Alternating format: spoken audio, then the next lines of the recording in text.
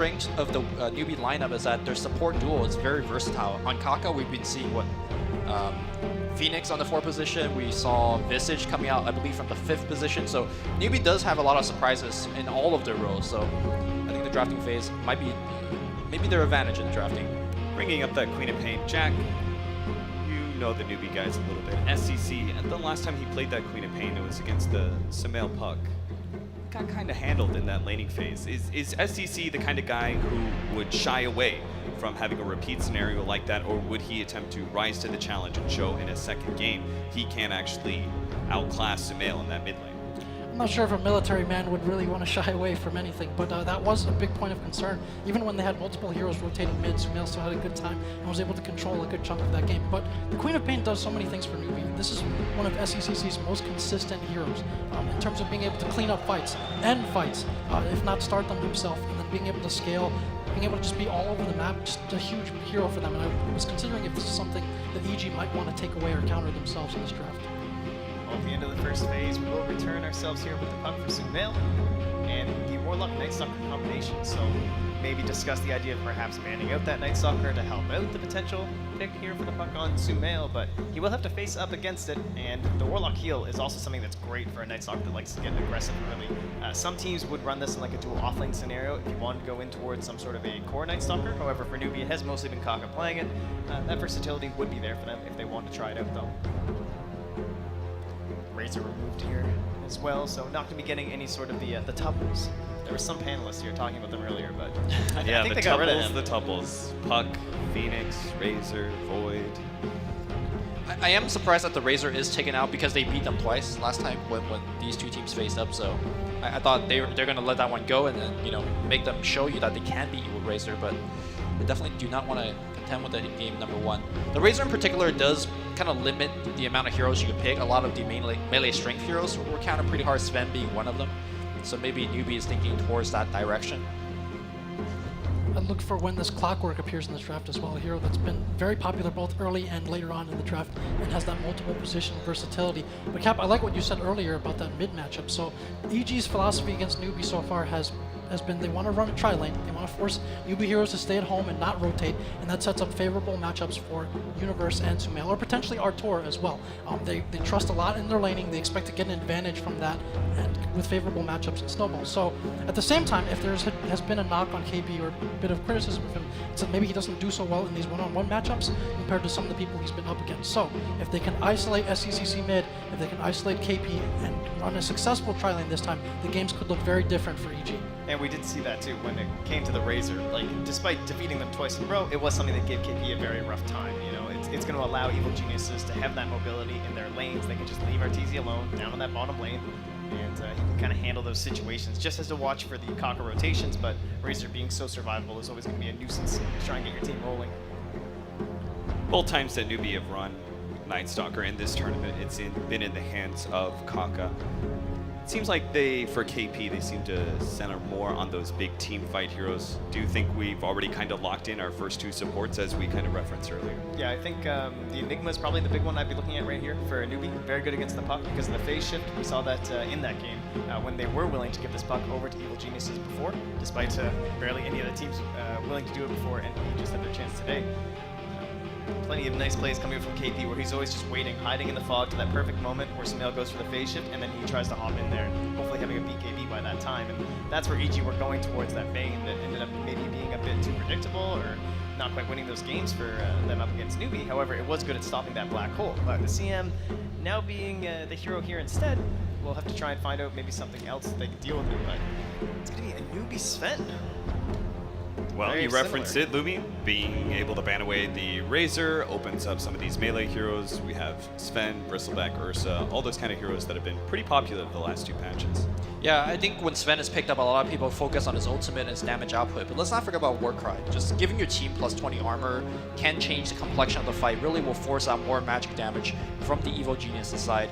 And Sven also was one of those cores that could adapt to a faster game or a slower game, depending what you see from the other side. So I feel like this is a very safe pick, and obviously Mugi has played it extremely well on the hero. It does limit you options in terms of whether you could go offensive or like offensive trialing now. Like, I don't think we're going to see Warlock Sven knocking on the offensive tri lane anymore. So it does give away a little bit of information to EG, but I mean, if it's a hero that you're comfortable with, you should definitely go with it. Is that a tri lane you can abuse with Crystal Bait? Now the Clockwork picked up by Evil Definitely Geniuses. not. Definitely not. Too strong. Yeah. And now with Clockwork being shown, I mean, we've seen teams playing Clock on the 3 and the 4 position, but yesterday it was MSS abusing the safe lane Sven with this Clockwork, able to actually get into the Sven, cog him up, and actually force out solo kills. So might be that's going to be Universe's role, but the strength of both like Night Stalker and Clockwork here is that you just leave yourself open. Depending on what the enemy team draft, if you want to speed up or slow down, you could move them to the 3 position or the 4 position. So both teams extremely versatile right now. And unless I'm mistaken, I don't believe we've had a Zai Clockwork so far at the Manila Masters, but certainly something that I would be keeping open here. Someone who's going to be very mobile. And if we are talking about going like later in the game, this is a support that once he gets 6, he kind of just does what he needs to do, right? Yep. If you're this core Clockwork, you feel more pressure to get this Midas to try and keep up the farm. Your whole team has to be with you, constantly getting kills, keeping your own momentum rolling.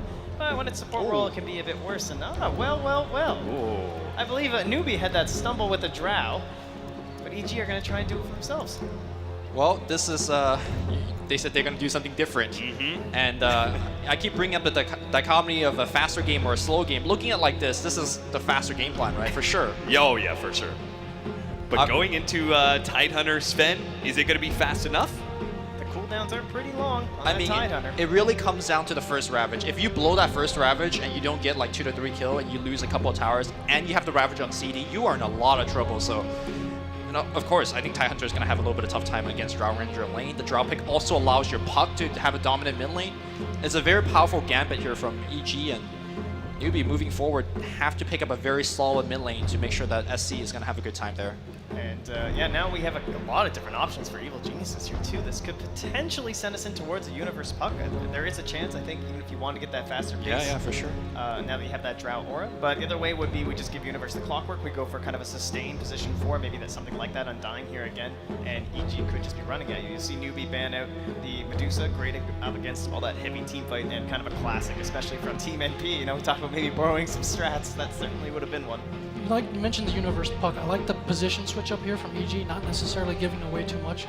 Universe Puck as in the offlane was something that mostly they ran with great success in the last few patches, something that was banned out early against them by Newbie. And then speaking of distinctive heroes, Tide is something that for the most part only Newbie has run quite a bit. It keys their big team fight. But as Lumi mentioned, if they struggle in the laning phase, you have a Sven who wants to catch up in the jungle for the most part, a Tide who can also retreat to the jungle. Does that put too much pressure on them to hit their old timings with the Warlock and Tide to take fights? If they're not able to do that, they lose a lot of smaller objectives. They can be split pushed with this pick as well. And you know, we was thinking of Shadow Feed something as well with the Clockwork. That might be too greedy here, but also if Universe shifts to offlane, it could also work. I think the other thing about Newbie's draft right now is that they don't have any counter push. When you have supports like Warlock and Night Stalker, you see a big creep wave coming. What do you exactly do against that? Sven, not the best. Neither is Tidehunter. Tidehunter could sit in front and anchor smash a couple of times. So this last pick for KP needs to solve a lot of things. You need counter push. You need a way to actually start the fight. You need early tempo from your mid laner. And what is left here? You need a hero that matches up against the Outrolled Devourer. Yeah. I think Tinker being in the pool right now is a very powerful look at for Newbie. Sniper, we've seen SC play it once, does have a very good matchup against the OD, but very dangerous pick against Clockwork. So, like you predicted, Jack, it looks like it's going to be a Puck off lane. Or was it Trent? It was a team effort, guys. Okay, team effort. Let it go. So, I'm feeling the Tinker here, but also at the same time, you know, you're not going to be doing anything until you get the BOT and Blink, so that might be too slow. Ultimately, there's just too many problems to solve, right? You either have to focus on the high ground. Nice call, Lumi. So this was their first game of the entire tournament, right? They went for this sniper, and it was up against this kind of a similar idea from Team Secret, where they were running this Terror Blade. It's a lot of that heavy, fast push, trying to beat you on in, and they were successful. They had the Tidehunter. There could have been that situation. It was very, very similar. Actually, you even had the OD in the mid lane too. So Newbie, I would say they've kind of done this once, and now they're looking to do it again and not needing to mix up their strategies. This is something that they have done, they have succeeded with, they've won a lot of games. Looks good to me. All right, Trent. Sounds like you've already you put count me in. Yeah, I'm good. Okay. Second pick, favorable mid matchup, but also you mentioned the heroes that can get on top of the sniper, the clockwork, and the puck. There's a lot of counter initiation coming out from Newbie as well, and not a whole lot of tanky frontline for EG if they do go in on that sniper. So I like Newbie as well with this first game draft. Well, you guys are doubters. I'm going to go with EG. They do have the early tempo advantage. They're going to force one bad Ravage out of the Tidehunter, and they are going to roll through them. So, Rockna to EG. All right, our panel is split. The grand finals, it's here. Game number 1, Evil Geniuses, Team Newbie. I hand it off now to Toby Wan and Merlini. You know, it's a beautiful sight when a Drow Ranger has a lineup which is going to be massively buffed up. The EG lineup looks very sexy. At the same time, Newbie, they're coming in. It's the KP Tidehunter. It's the big team fight control. It's a sniper versus the OD. It's been successful before. Will it be successful again? They've had a lot of time to prepare. It was a very long semifinals that EG just had to go through. But we haven't seen Drow too much, so I don't exactly know what we're going to expect from both of these teams and how they're going to use the Drow and deal against the Drow. That's true. Like I think it was Lumen was pointing out, like, where's your deep push going to come? The Drow Ranger is one of these heroes that loves to force down your early buildings, force a reaction out. And is this really what we come down to? The money of China has paid off. They win the Tower War, at least. Team Tower Showdown. Moral victory over compendiums. Sorry, Battle Passes. Rename. We can't have anything we had before. All right. So game 1, we'll roll off. It is going to be Zion to that support clockwork. So as you're actually predicting during the while the draft was going on that Universe puck off lane, how do you actually feel he's going to do up against heroes like a Night Stalker, very known for shutting down pucks time and time again? I think that's part of why they threw him in the offlane. He is going to be shut down quite easily, and he has a Drow aura, so I think because you have the Drow aura, you want another scaling mid. I think Puck plus Drow is very susceptible to be taken down in the late game. Hence, the OD kicks in. Yeah, you want some sort of non-physical damage, I think, as your mid laner when you're up against a Sven. Does this actually change the lineup as well for, like, the item build, sorry, for Newbie, where they have to look to prioritize more into the BKB for this Sven? Do you also want to delay that if this game does go later? Does it actually hurt him to pick up the BKB early? Should you look towards the Blink, the Echo, the Armlet, things along this line instead? BKB or not, I think he'll still get kited. There's so many things that he has to deal with. But yeah, if he doesn't get BKB, Astral, Gust, Silence. Yeah, there's so many things that mess with him, but he needs to be the front liner. This is the way Newbie played this last time. They have their two big tanks, there's Sven as well as a Tidehunter in this case, and then SC just rips them apart. And that's where Newbie is going to be really, really tested. Can they win the positional battle against a Puck as well as a Clockwork, being the two critical ones that are going to affect Newbie's positions? Certainly so. I think Sven's more of a Warcry bot to protect the Sniper. The Sniper is the key pick here, and is going to be the one doing the majority of the damage. And their whole lineup is built around protecting him and making sure that he can just pew-pew from the back line. All right, so we get to have that mid-battle. At the same time, top lane is going to go very much in favor of Evil Geniuses. This is just that easy kind of thing you can do with the Clockwork where he blocks the lane up. So Universe, even with Kaka there, he can't really harass out the puck quite safely underneath the Tier 1 tower.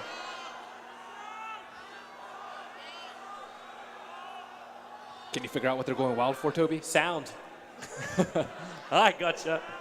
All right, that's why we do audio commentary. All right, but this movement up on top lane, I'm interested to see like how Zion Universe try and really contest this. It's a defensive lane, Faith and Kaka here. Do they have enough to actually posture it out? This Clockwork has been one of the most successful heroes in zoning out top lane supports. Generally, teams are pretty good about right-clicking the cogs very early on. Get a little bit of gold there. Oh, Kaka's going to give us a little bit of time. Okay, so yeah, we can say that dual off lane. It's difficult. It's difficult for Newbie. How about the bottom lane? Are you going to get a lot of space for Arteezy? Tidehunter is kind of like one of the, well, at least in my mind, one of the worst heroes that you can put up against a Drow Ranger. Are you going to get levels, but Drow still has the potential for killing once you cranks at level 6, and there's a lot of space because you're still doing this 2-2 lane out from Evil Geniuses. So do you then start to think about the rotation coming in from Newbie? Do they try and bring support to KP, or do they just let him tough it out on the off lane? I think just tough it out right now. Sumail's dominating the mid lane. He is actually crushing this matchup. 7 CS to 0. SCCC has his work cut out for him. Maybe certainly a confidence booster in game 2 and 3. of last series. One thing you don't want to do, like after seeing what Samael did with that farm, you do not want to let him just get further and further ahead. If this happens, well, you kind of know where we're going to end up. Even though the OD doesn't really have the same flair as Aghanim's Storm Spirit, it's a little bit more of a I'm just so powerful you can't fight me kind of thing. SC knows this too all too well as well. He had himself a terrific time on the OD. We've seen plenty of big Sanity's Eclipses. I was looking at their desk, and I think Zai actually has like the hero drafting sheet in front of him, as opposed to Crit. So, wonder how much input he has on the draft. Zai's the reference man. Let me consult the Book of Armaments. I need to go check out. I'm hearing something come through the speakers, which sounds pretty good. Have you ever tried playing Dota without sound? Yeah, it's called streaming with music. You don't hear anything. It's really upsetting, but it's at the same time, like with things like Invoker, having Sunstrikes popping on the map and you can't hear that as an observer, even left-right channel, that is freaky. I'm sure Pimpmunkle knows our pain for that one. He's been our observer for the course of this tournament. And not sure which team is currently having issues. Oh. We just had the... Okay, so yeah, it's just Newbie. Newbie is trying to work out what they need. Okay, so we're kind of breaking down most of this draft, and it looks like we won't have to break it down much further because, well, EG needs just a second. We're taking the jacket off. Things are getting serious. Oh, wait, he actually gives it to Samael. Teamwork. This is an ultimate support player. I'm too cold. I shall give you my warmth. You'd think the opposite with the way his CS is going. That's the neck pillow. Like 90% of Samael's heat escapes from his neck.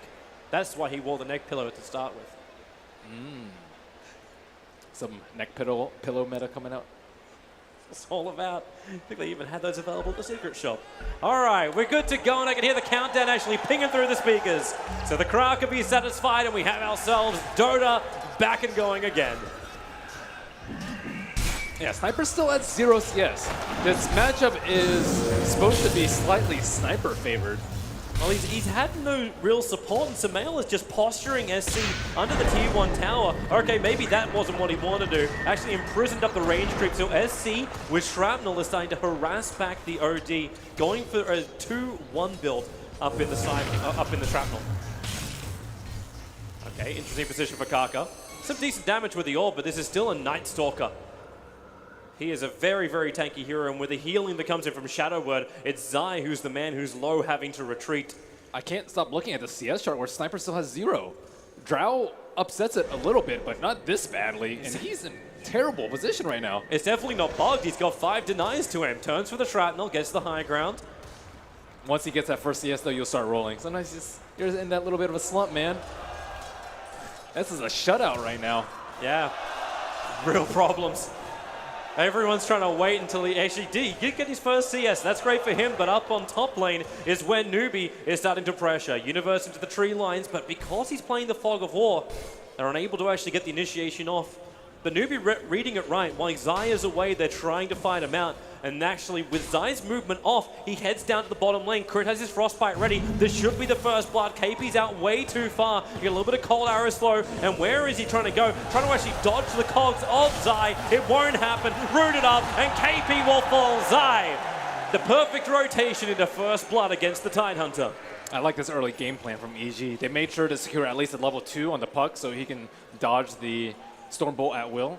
And then after that lane is secured, then they can just move the clockwork down and just make Tidehunter's life absolutely hell. Yeah, this was my concern I really did have.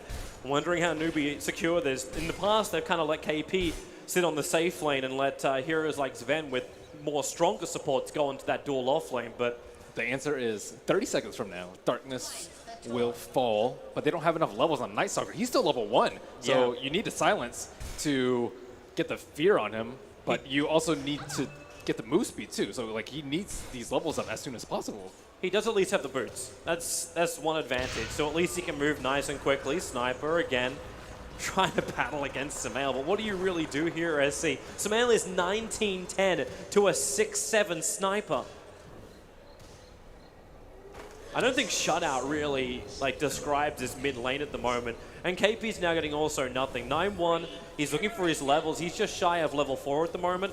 but he knows he can't really walk past the river mouth. The second he does that, he brings himself into a point where Crystal Maiden can just frostbite into Clockwork. And Zai's been missing for a long time. You don't even need the He's frostbite. been moving around, he's been looking at the bounty runes. SCCC was scared. He scanned on the south side near the rune, and it didn't hit. But we've seen the Astro into the Cog setup is very devastating for heroes. You're not going to have a Force Staff or any way to get out of the Cog this early into the game. Kaka's movement is easily scouted out. That's Dire Observer Ward. Like, it's nearby, actually. Maybe Samael didn't have his vision. I thought he came in close enough for it. So Kaka may be undetected, moving down to the bottom lane. Could potentially find Crit, who is in the process of stacking. So the Centaurs will try and help out. But Crit very wisely knows when you start with Void, there is no more stun to cancel the TP out. They will take up the rest of the stack, but there's no big creeps left, so no big influx of gold for Newbie right now. This bottom lane's still fantastic for Arteezy. 5 minutes in, when you've had yourself such a defensive lane, and you're up to level 5, that's a lot more than what Newbie can really deal with. He's gone for a 2-1-2 build. So the 2 points in cold arrows is more than enough to slow down both Kaka and KP if they decide to fight underneath the tower. He can just kite them into the trees. And along with kiting, he's just getting tons of experience too. He just needs to get level 6 to make sure these lanes go even better for EEG. Zai's rotation not working the way he really would have wanted to. Gets a shrapnel charge out of SC, and that's all. But here they go again now on Arteezy with a Void in the Gush. Arteezy slowed down a hell of a lot. Maybe he doesn't actually hit the movement speed with the very fire. The Gust pushing him back. Arteezy, he's actually juking them through the trees. They'll get vision again. The kill will go the way of Newbie, but revenge is trying to be here. Kaka, the damage, the rift, and the last point of attack. Almost escaping. Universe arrives just in the nick of time. Now into the middle lane, SC encroached on. Vor actually just locked in position, nowhere to go. Zai will take the kill. Unwillingly, he did it with a battery assault. They probably would have won that on Samael. Either way, it works the way of EG now, 3-1. Sven's getting absolute free farm in the top lane, and Warlock's getting good levels. So Newbie still can fight even if Tidehunter isn't super strong right now. They don't necessarily need the Ravage if they have the Rock early. And EG's lineup, you are certainly scared of them taking down Rosh very early. You need to be able to threaten the Roshan pit, and that's what Newbie has done time and time again inside the Roshan pit. Have the Tidehunter, Watermelon Man just sit out there threatening Ravage. But I think it's going to be a little bit different this time with like the Clockwork and the Puck. These heroes can split up the fight perhaps much better than the Tidehunter can. That is true, but that's when Newbie are able to run that. Like, you go for one, you go for the other, both Ravage as well as Golem, two things where EG, they may feel like they get the good advantage in the fight by finding one out of position, but then the other one just drops the rock and SC gets the space, and really that's the important thing. So the more and more I look at this, it's like, it's great that EG has managed to get so much farm on their early start. The fact that Sniper is not going to do anywhere near as much damage. So EG only have to worry about this Ven for now, but 1 or 2 good fights for Newbie, and it won't take long for SC. His Sniper previously just slaughtered. Get a couple of Ultra kills, and you're back in this game. They're trying to pressure the towers right now, but they did okay, I would say, during the first night. Samael actually in trouble underneath the tier 1 tower. SC was there. The silence from Kaka. His rotation is in the last little bit of night. 20 seconds until the daytime arrives. Even Zai's Cogs help Kaka get up with a Void and an assassination. SC finds another kill. This Hunter and a Night buff is just ridiculous. Now that people know that it's flying, but there's very little way that they can actually kill him in the trees. It's so incredibly difficult to deal with the flying part. And That's just on the tail end of the night, they get a very important kill. That's where you need your control. Universe will be able to provide that a little bit later on, but for now, that doesn't really exist. Double damage. And how they really force the issue. We can get to a point soon where Faith can just sit up on that top lane. Mugi was able to pick up the early Morbid Mask, EG. They were one of the teams that did this heavily in the past, back when Fear wasn't their coach, but it's actually the player. Just rotate into the jungle, give that safe laner a lot of farm, a lot of levels, and then you can see 4 stars coming up, a way to counter out the Clockwork, not to mention higher levels up, which means higher levels up in Fatal Bonds, bringing in the Chaotic Offering, and then maybe even cutting them themselves. Yeah, I wonder if the Force Staff first build is going to come out for Sniper. Pretty important versus Clock and Puck. I think you want to be kiting as much as possible if you're Newbie. Same with EG. It looks like he's focusing on the range for now, so the Hurricane Pike's the first one. Oh, sorry, the Dragon Lance, and then eventually he'll go into the Hurricane Pike. This is EG now trying to posture Faith back to the T1 tower. Just get him far enough away. Bottom lane, Kaka. Issues when Zai's able to initiate like that. A good pickoff. So range drop to level 8, so she will start pressuring that bottom tower. There has to be a reaction here from Newbie unless they just let the tier 1 tower go. I think they still need more levels on the supports of EG before they can start taking down the T1s. And we see Mugi, as you mentioned, giving up the lane of faith and power farming the Ancients. He did expend his ultimate, but at the same time, Crystal Maiden was able to drop an Observer Ward that is eyeing Mugi as I speak. Yeah, both of those Obs wards. There's actually one behind the T1 tower as well, so if Newbie want to try and make any kind of play with his Ven, EG will know about it a very long time. Look at those Observer before Wards, he though. reaches them. For the Radiant side. There's one there, another one to the southeast, Yeah, and another one in the middle lane. Actually committed 3 of them in total. Yeah, they know the Sven's going to be looking to farm with the stacks. They just need to get the sniper and the Sven very, very big. And then if they lose their T1 towers, it's not the end of the world for them. They just need to be able to secure their T2s and protect their Ancients. At that bottom tier 1 tower, RTZ's taking care of it now. There's still fortification available for Newbie, so if they want to slow this down, which they kind of have to, they can do so. But Arteezy's got the choice. Does he bring it within deny range? No, he leaves it just one attack outside deny range. Kura getting hit by the tower was maybe not part of the plan, but it'll be fine. So close to level 6 on clock. In this 10 minutes, I don't know where the tome was used, if any. Sniper's actually rotating over. They've seen the triple stack of Ancients. So EG may see a way to try and contest this. Maybe not the greatest idea, however, next to the Shrine, plus with Titan to Ravage up, it is a concern. They have the mobility to pressure multiple lanes. They don't even have to have heroes there. They can pressure with the Precision Aura, which is maxed already on Arteezy. And then the TPs are coming in. Fate's actually arriving on bottom lane. They want to hold this tower. Within deny range, it's up to EG if they want to try and fight it. Faith is sitting just outside of the range of that rocket flare. that was a sad tower kill. Newbie not even attempting for the deny. But it is nighttime, 40 seconds. Maybe they can make some moves now. I do see a smoke in the inventory of Warlock who just hit level 6. Oh, Mugi, you know what he wanted to do. Sitting in the middle lane, he was about to prep the Storm Bolt to attack into Sumail. Main reason why that probably would have resulted in a kill is SC was rapidly approaching, but it's the top lane where Kaka, trying to fend himself underneath the tower, triggers off Darkness.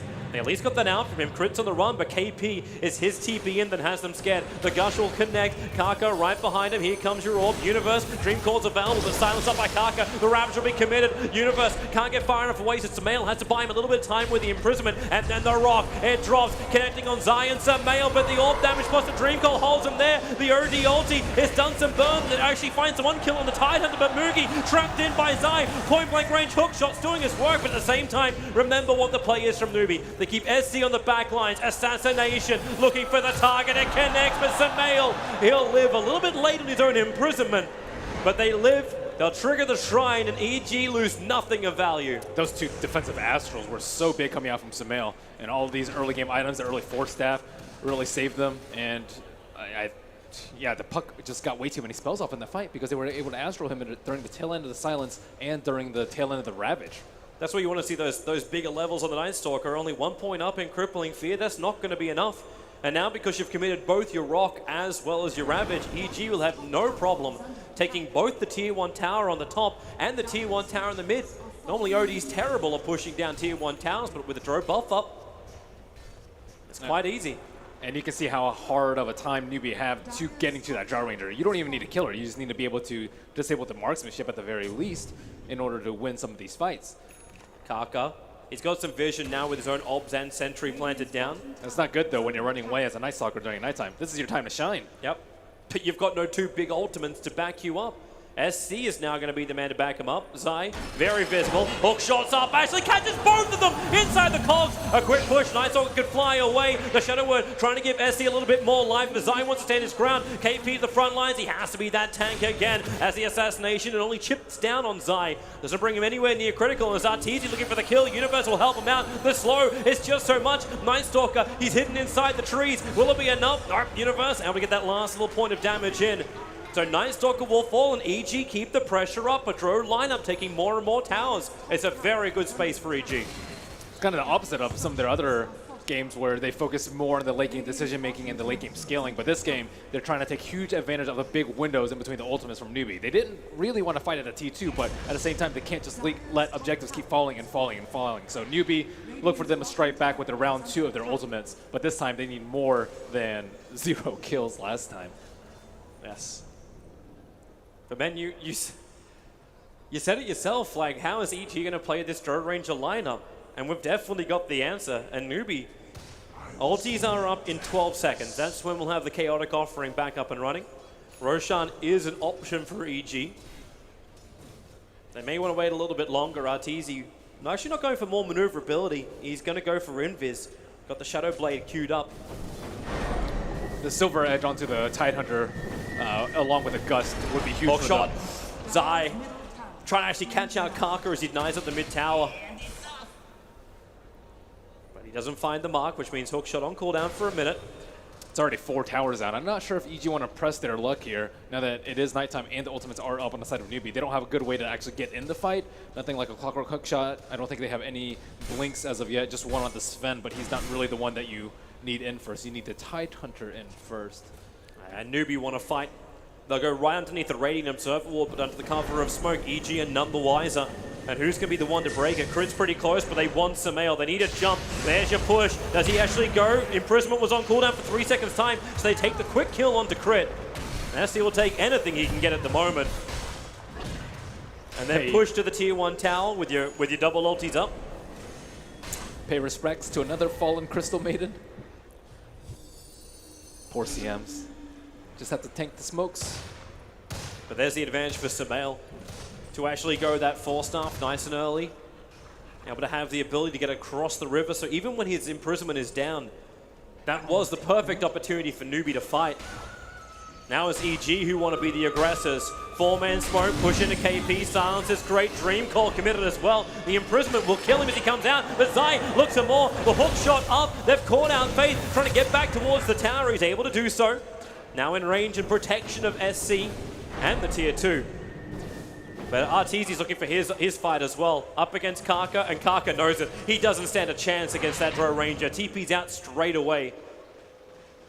This is very problematic for Newbie. They can't even use their ultimates to take a fight. The Tidehunter is just simply not tanky enough. He's still building towards a mech. Normally they have their mech and they're around forcing objectives right now, but they've lost already 4 towers. They're probably soon going to lose Roshan, and they've only gotten 1 tower of their own. And they really need this double ultimate combo as well as the Sven to be able to just chew through this relatively squishy but elusive EG lineup. But Sven is at the point where he's starting to get a lot more powerful. He's finished his Blink Dagger, got the Mask of Madness. He's going to go for any kind of BKB play, and instead he's actually got the Echo Saber lined up. So he knows himself, Moogie has to do the damage. He's not just a front liner. I don't foresee him doing that much damage though without the BKB. He's the only one that can get in there. Maybe if he had a Blink Ravage to follow up, they could do a lot of damage. But he's just going to get like Astraled and Kited, and even 1 Frost Arrow is going to be hugely problematic for him. You might still be happy with that though, because it's still giving more and more space to SC. Faith runs the protection on the back lines. If someone jumps SC, you just drop Rock. You got to get through Ravage as well. He doesn't hit very hard though. He doesn't at the moment, but this is one of those things too, when you put down the shrapnel, you wonder if EG are actually capable of fighting in that. Crystal Maiden and Puck are not going to be healthy. Drone Ranger is not really the tankiest of heroes, especially when you go for the Shadowblade build. He is going to go into the BKB as the next item. I suppose you get the stats from your Silver Edge a little bit later on. There's Dream Coil again. Very liberal with this universe time and time again. 70 seconds only the cooldown. Cash the hero, hold him there, ensure the kill, move on to next objective. It's time to group up if you're Newbie. They are just getting slaughtered around the map right now. Nothing's going their way at the moment. I suppose Ancients, but that's small consolation. They're making sure 2 KP's getting this one. The mech, it has to come. They need to have that regeneration to kick in for the team fight. And now Newbie will go back to the game plan of playing around the shrines. That's kind of the only forward position that they can fight. High ground with Shrine seems to be their only way to take fights right now. Overall, it actually could be a hell of a lot worse. With all these early buildings going down, the advantage does stretch up to 6k in favor of Evil Geniuses. So the money is good for them, but considering how much map control Newbie have on how scared they are to move out in the map, they're still finding a decent amount of cash in the lanes and the jungle. Yeah, it's just simply because they're farming Ancients so heavily. But that's the power of Sven. I'm also waiting for someone.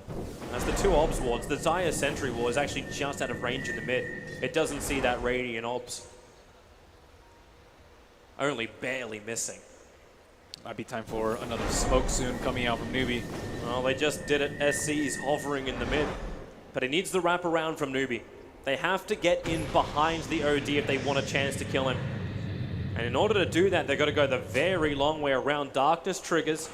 And this is a pretty big warning flare to Evil Geniuses. Darkness falls, and you hide. You don't see enough. They knew exactly where they were. They dropped a scan, pretty much where that dire observer ward is. It scanned red. They know that they're not doing Roshan, so they don't actually have to move outside. They were going for a smoke pick into perhaps Roshan. And now Newbie had to be confronted with the prospect that their smoke was completely wasted, minus the 2 observer ward drops. Yeah, even that Roshan you're talking about, like EG don't have, well, I say they actually have some decent fight around Roshan, but the only scout they have is the Clockwork Rocket.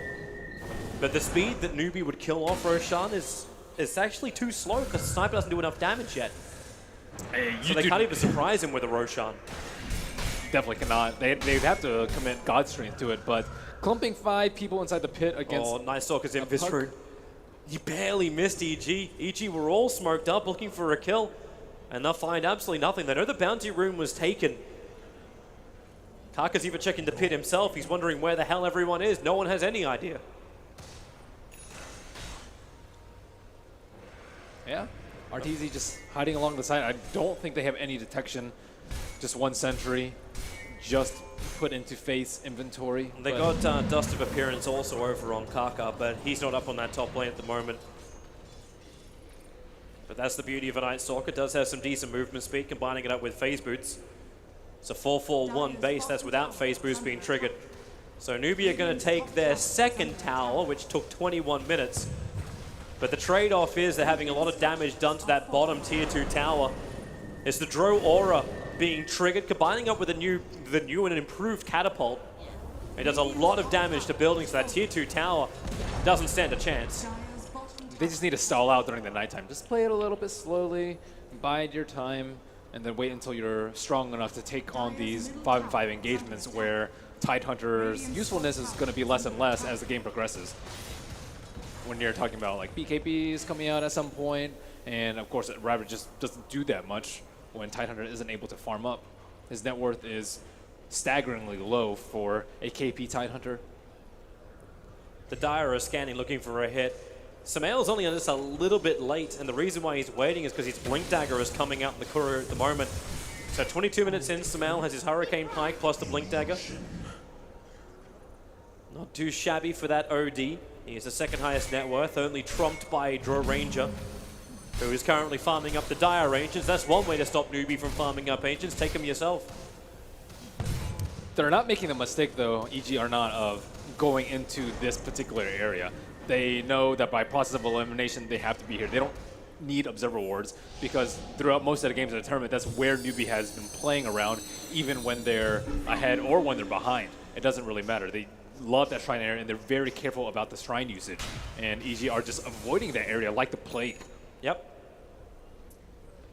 The only thing EG needs to do to keep tabs on Newbies is keep firing out a couple of rockets, even if they lose all their wards to the sentries, which has happened.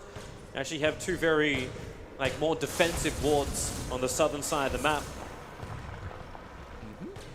Newbie are trying to pull them back into that area, but EG are simply not biting. They just know that that is no man's land. There's the smoke. They're going to go again, but the question is, what are you going for? Do they want the kills? They see Clock right now. Oh, the rocket flies over. Samael is the nearest one. Kaka doesn't actually have the side. They move together. Now the darkness triggers. Look at Samael. Instantly, he knows. Back to the tier 2 tower, a 4-staff away, having his Blink Dagger. And again, Newbie with an unsuccessful smoke.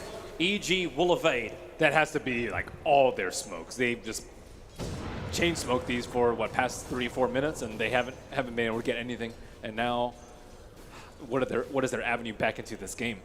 It's wait for EG to make a play, right? Either that, or you just continue to try and secure your own Ancients. You keep getting money into SC.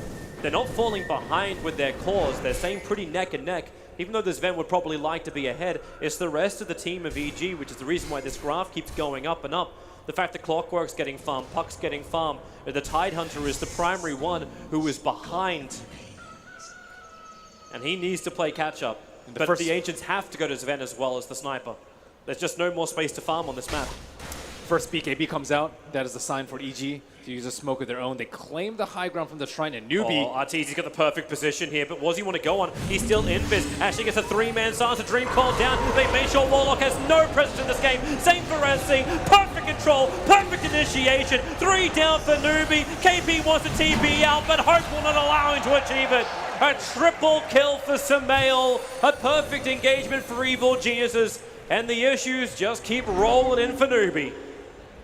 KP just stood like a sitting duck right there. He was just staring down the Drow Rage with BKB, but they ignored the Tidehunter. That was the best part of their plan right there. They immediately eliminated the Warlock. Without the Rock Drop, there was very little chance of them winning the fight. And finally, EG take a fight away when Newbie have to back away from that Shrine area.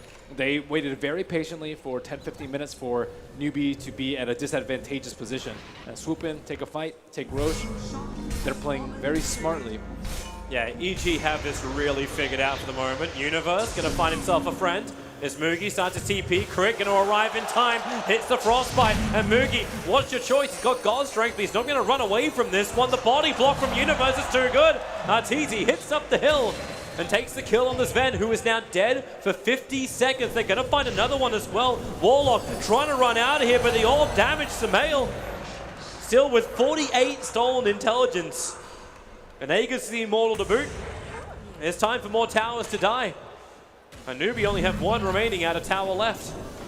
And there has been little contest from the get-go. Newbie just have not found that one team fight that they needed to get themselves back in the game.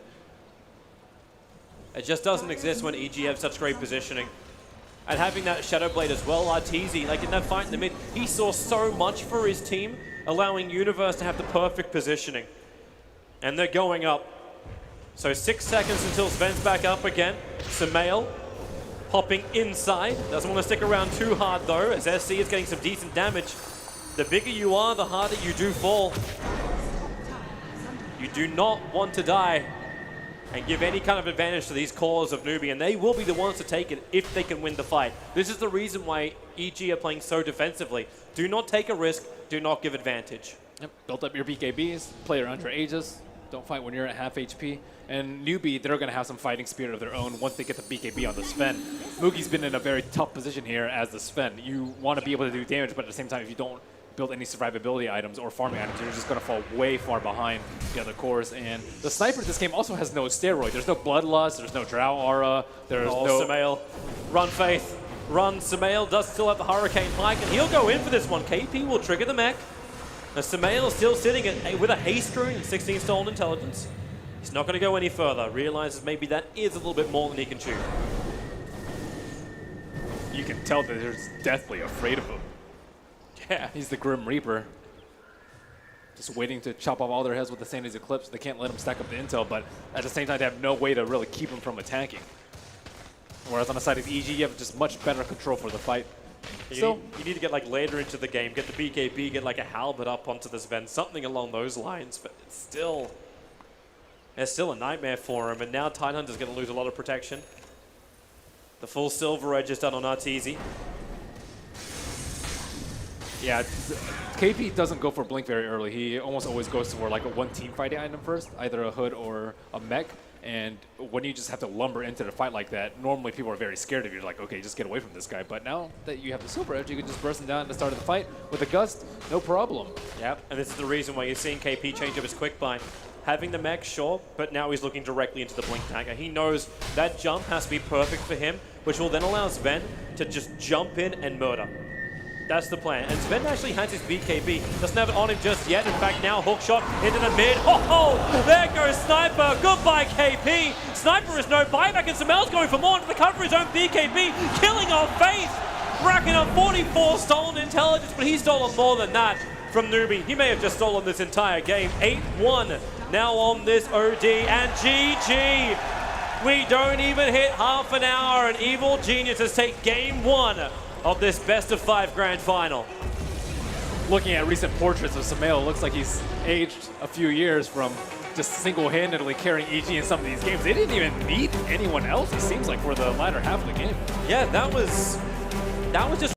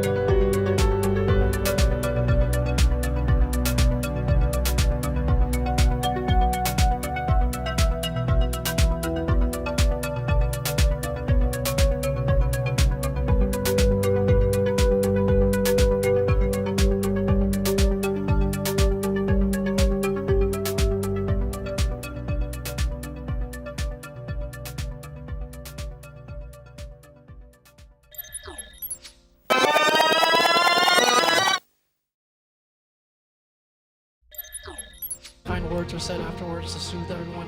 Hey, we'll be ready next time. We'll do better next time. We're back to the drawing board. It's called chicken soup in a sense, and newbie fans, they want to win. And this newbie team, worth pointing out that they haven't won a foreign land yet with this combination of players. They've done well domestically in China, but they always seem to fall short to the liquids or EGs. Is that what you do during your off hours, Cap? Well, you know, sometimes the world needs saving. The sad part is he was comparing himself to Ryan Reynolds earlier. That is not true at all. He lies. Anyway, It's Ursa, Bradley so- Cooper. well, you would know, but you thought anyway. Newbie's lineup is beginning to look very similar to a lineup that they had versus OG. Disruptor, Ursa, Sand King. Their last filler heroes were Tidehunter and Anti-Mage. Now, that time they knew at least what they were going up against. They knew Ember Spirit was in the mid lane. Here, we're not sure. Maybe it's still the Puck mid, maybe it's something else. Can this Ursa actually be just a straight up mid without knowing what your opposing hero is? I mean, you can put him in, but I don't think that's the preferred. You could start with Poor Man's Shield. He could kind of wear off a lot of that the harassment. Now with the Prophet being picked up, you know what the lanes are. So you could probably pick up a mid hero that deals a little bit better against the Puck. But like I mentioned earlier, Ursa predominantly picked for the egg. to kind of blow it up. That's what we saw MP struggle to do in some of the later game situation. And perhaps this is a trap for EG. EG knows that newbie loves Ursa. Sprout, I'm not sure how reliable is a way to actually, track down the Ursa, especially when you could easily pick up a Quelling Blade. But maybe EG is going to have harder lockdowns. Maybe a clockwork support from Zai. If there's one way to get to that late game, it's probably going to be helped out by the Nature's Prophet universe. Very good on the hero, keeping those lanes out, trying to delay the game. And we saw, even with an Ursa, I don't think there's any way you take down that egg in the later game.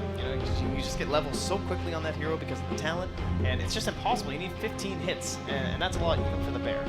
Let's talk about a different hero that could have been there to counter the Phoenix, the Troll. Why did we choose Ursa over that other hero?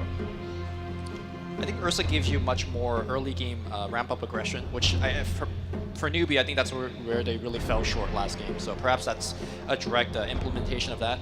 And also, I think they just really enjoy the hero perhaps a little bit more. I just see them pick it all the time, whether or not Ursa is in the meta. So protecting themselves against the early game. Yeah. I also like it in lane with the Ursa as well. You just need that kinetic field. They use that combination a lot. You just run at them. And, unless they're a very survival hero, something like Nature's Prophet doesn't really fit the bill. Okay, Ursa's real just gonna fast. Run up on you, kill you. Jack, Real fast. How fast? Jack, who's playing the Naga? Is it KP, the Naga God, or SC, the not Naga God? I don't recall the last time we saw KP actually get the Naga, one of his signature heroes, and SC has been playing it mid, so I would go in the SC direction this game most likely.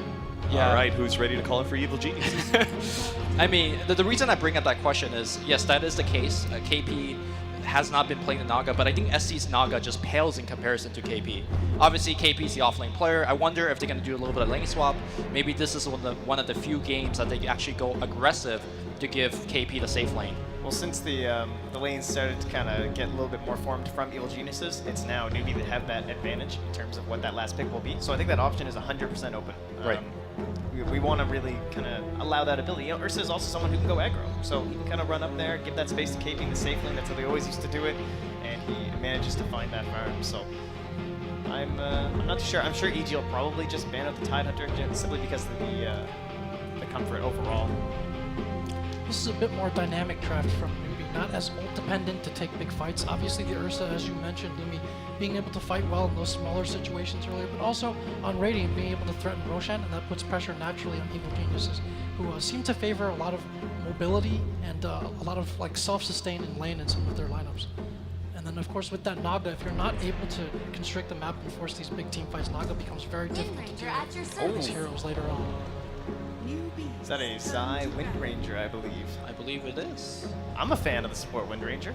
I gotta say, now mind you, support clock is still in, so a little bit interesting considering how popular that hero has been, maybe performing a lot of the same functions, but I think the difference is that you want your backline to be unable to be sniped by Ursa. Because when Ursa blinks on your backline, Phoenix could dive out, Windrunner could Windrun out. And whereas I think Clockwork, yes, can control the Ursa with the cogs, but defensively you might have trouble surviving against the Ursa. So definitely a very unique look from EG, but I could get behind this. yeah, certainly. A lot of times, if you're a support who's trying to survive against the bear, you got to get a little bit of farm. You have to find that Ghost Scepter somehow, and this is just a much easier solution. So rare for a support to have an actual answer to the Ursa so early in the game. This is looking like a very fragile lineup from Evil Geniuses. Are you concerned that newbie could potentially run you over? I mean, for example, they could lead off with the sleep, set up the disruptor and everything else. And the Ravage. Even without that, they'll have Blink Dagger on Ursa, Blink and Epicenter on Sand King. Yeah, just sleep into Storm in itself, or the Disruptor Ultimate. It is very dangerous. And Lone Druid, now we've seen Team Liquid use this hero in the Shanghai Finals. This is a hero that I wondered about know. coming into this day. So Yeah. of the 3 remaining teams in this day, Evil Genius is the only one with a long history of frequently using this hero. So with the addition of this hero and the Nature's Prophet and some sustain, they can put together a very early push if they want. Lone Druid obviously has taken numerous nerfs. Maybe the ranged form isn't as viable or is a bit squishy, but the melee form remains potent. It's a difficult hero to gank in lane. It's a hero that becomes difficult to kill early on and can key that push. So look for Evil Geniuses to apply that pressure. And I believe that is the KP Naga Oh, making a yeah. glorious return here. Thanks to Alina being handed over to SCCC. We'll see if they switch it up after this. You know, the names perhaps with the Sand King also having some options here. But I'm certainly hoping to see the return of the great KP. Just to set this out, gentlemen, does this mean we're going to have aggro tri lane, safe lane, KP, and then our mid lane? Yep. You could also send a Naga up top with a couple of support, but that's, I think, very unlikely. Okay. So now we've seen our lanes kind of play out. I'm going to go with Newbie again. I like the final pick. Lina gives them the deep push they need against the early aggression, gives them the pick off power. And I think Newbie will bounce back here. I actually like the EG draft. I really like the Lone Druid in the end there. I think Liquid have shown some pretty good games with the hero. And I'm just going to pick them. I like the EG draft. I think Naga takes a lot longer to come online than she used to. I think there's multiple methods of disruption for the Ursa early on that he won't be able to deal much damage in fights or secure Roshan, so I like the EG draft here. All right, looks like my two panelists at the end are again going to be opposing Lumi's analysis. We're going to go into game number 2, Evil Geniuses versus Newbie. And can't wait to see how this one will unfold as obviously EG up game 1. Game 2, they look like they've got a very unique draft, a very maneuverable draft as well, but Newbie look like they've also got their comfort zone. Naga's slow though. I'm worried, especially after last game with the Drow Ranger. They got destroyed. Yep. But they look like they wanted to counter to the team fight, right? Like that was the obvious thing. Like you were thinking about it, it's like, okay, what we got for counters to the egg? The Ursa is the primary thing, a fantastic thing against it. Then the Prophet came up causing issues with this. So is it again Newbie trying to overcompensate? Do they just lacquer on counter after counter to try and control this team fight? I'm not sure if that's the case or they're just completely backing down from the team fights. Naga Siren on KP, we haven't seen this in a very, very long time. It really is classic, and with that early PMS, you've actually got it on both Mugi as well as KP. Maybe the other question we do have, which may already be answered just by the positioning of the Ursa, is if we actually see the Naga Siren go to, does he have support on that off lane? We're wondering if it's going to be put in the safe lane, and you put the Ursa as the aggressive lane, and now they've actually split up, and the Ursa has headed south. So my question is already answered by them. Yeah, they're trying to play musical lanes a little bit at the start. I'm just worried about the EG's high ground siege. I think Lone Druid plus the Phoenix is a very good combination. You have the sustain, you have the building hitter, you're not really putting too much at risk. And on top of that, you have all the team fight. I think the synergy in between the Savage Roar and the Dream Coil is ridiculously strong. So basically Newbie, they need to come online a lot sooner than what they've been looking to come online before if they're going to try and fight this one. Lina does give you a lot of early burst damage, which is fantastic for SC. Needs to have a lot better laning phase than last time. They have great egg killers, though. I think is their saving grace for this team fight. All they need is like one good team fight. You can either sleep and then focus down the egg, or you can just use Lina's high attack speed and long range. Same with Ursa's high attack speed. They're going to try and battle over this rune. KP's going to take some decent damage for it as he does find the bounty rune. Newbie will claim 3 out of the 4, and Ichi very wisely not fighting this one. Kaka wants to. He wants Zai just a little bit further forward, and there it is. With the Thunder Strike, they may have enough damage thanks to the Burrow Strike on the run. Zai's in trouble, quick power shot, lets the damage go, and Kaka will spill first blood. The question is, does he get out scot-free? KP back in again with the Riptide. He goes for another Burrow Strike. Kaka, the last attack from Crypt will find the kill, but they want Arteezy. Cut through the tree lines, continue the run. KP, where's that Riptide? The damage not enough! 18 HP! The regeneration from the Tango is barely enough to keep the Lone Druid alive, but it will actually be the aggressive maneuver with KP on the offlane plus friends. Man, you have to be really careful about how you play this top rune against Newbie. They've set so many traps there. Still worth it for them. They did end up getting first blood. Kaka also got a free trip back to the fountain after 2 using both of his stuns. Nice for him, and then adds pressure to the bottom lane. Keep Universe on his toes. Universe does have the boots, but then again, so does Kaka. High movement speed from both of those bottom heroes. And as he's having a lot better time in this mid lane, went for a 1-0-1 build at the start. He's trying to make sure that Samel has to burn through its consumables and slow down that bottle, and that has actually happened. Samel is sending out another one. It's going to be both his circlet as well as the salve coming on the courier. Yeah, not as easy of a lane for him, for sure. And no Drow aura to upset the balance. Oh, Universe. Is that slow going to be enough with the Burrow Strike? They just drop it. The tier 1 tower is not safety. And with the aggro switch, Kaka. No. The trees. They're going to kill him. Kaka has to run 21 HP. The tower will hit him. And Kaka will fall. It's a consolation prize. He'll get to take home. Dota the board game. That's a micro right there. That's how you play MP. Block him in. I'm surprised Mugi didn't just try and kill off one of the treants. it still would have taken probably too long for them. He also didn't want to take the tower. He can only take the tower for so long. It's only 2 minutes into it. He just accepts. It's like, okay, Prophet can have the money. Nice shackle from Zai. Locking in KP. Still a lot to get through him. A quick mirror image. There's a lot of KP to fight. He'll get back to the tier 1 tower. The Bears coming in as well. Don't get too close with that. That still was some decent money. And Arteezy does switch the aggro out. So KP gets forced out of the top lane. Meanwhile, in towards the mid, what do you want first? Courier, Faith will take care of that one, then look for the kill. If you can find it, Samel's been taking the tower, and SC, has he got himself one more hit? That's all it will take. The slave Samel dodges with a phase shift. Now support comes in. Mugi gives him a bear. I can't believe they're getting away with this solo Naga Siren in the off lane.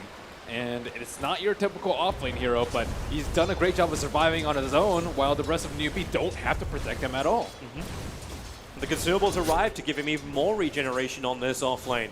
So heavy supplies going into the top lane for EG is the one way they're trying to bring KP down, but it's a Naga Siren, difficult to kill, and KP is used to playing this hero in rough situations. They need more levels in the power shot. The Wind Ranger is so ineffective against the poor mage shield early in the game. Another quick shackle onto KP. Oh, all that wonderful regeneration he had. All of it's already been burnt from him. Not terrific on that front. Also just want to flag that mid lane, keeping those Samael. Okay, well here comes your Burrow Strike, Light Strike away from SC. He holds it. Let Samael just retreat and burn another salve. Still doesn't have that bottle on Samael. So while his CS is above that of the Lina, he's had to consume so much consumables that he's actually 300 net worth behind SC, even though he's got higher CS. They have to be careful about overextending into the mid lane. They're trying to put a lot of pressure on Sumail, but keep in mind that the Nature's Prophet is in the game and can easily TV behind and swoop in for a couple of kills. Up on that top rune. Okay, maybe not fully. Phoenix commits the sprites and Kaka doesn't really want too much of this. He's got the Tranquil Boost and turns around looking towards Zai. Observers and sentries are down. They actually get rid of the counter one, and Kaka with that Burrow Strike up finds the kill. Universe wants to help out, but Kaka hiding himself inside the Sandstorm. Faith can't move anywhere. Locked in by Bear, and maybe now SC hits the stun onto the Wind Ranger. Not a lot of support to be given, so SC just has to run away. Having the haste room means he can run pretty damn fast. Kaka's even able to regenerate, but now locked inside the Sprout, cuts his way back out again, gets a nice Burrow Strike. The Savage Roar pushing SC away, but KP will arrive. Kaka will fall, so Universe has the double kill, but the double stun onto Arteezy, as well as Universe makes chasing SC very, very difficult. Wants to give more damage, but Samel will come in just to watch the kill happen.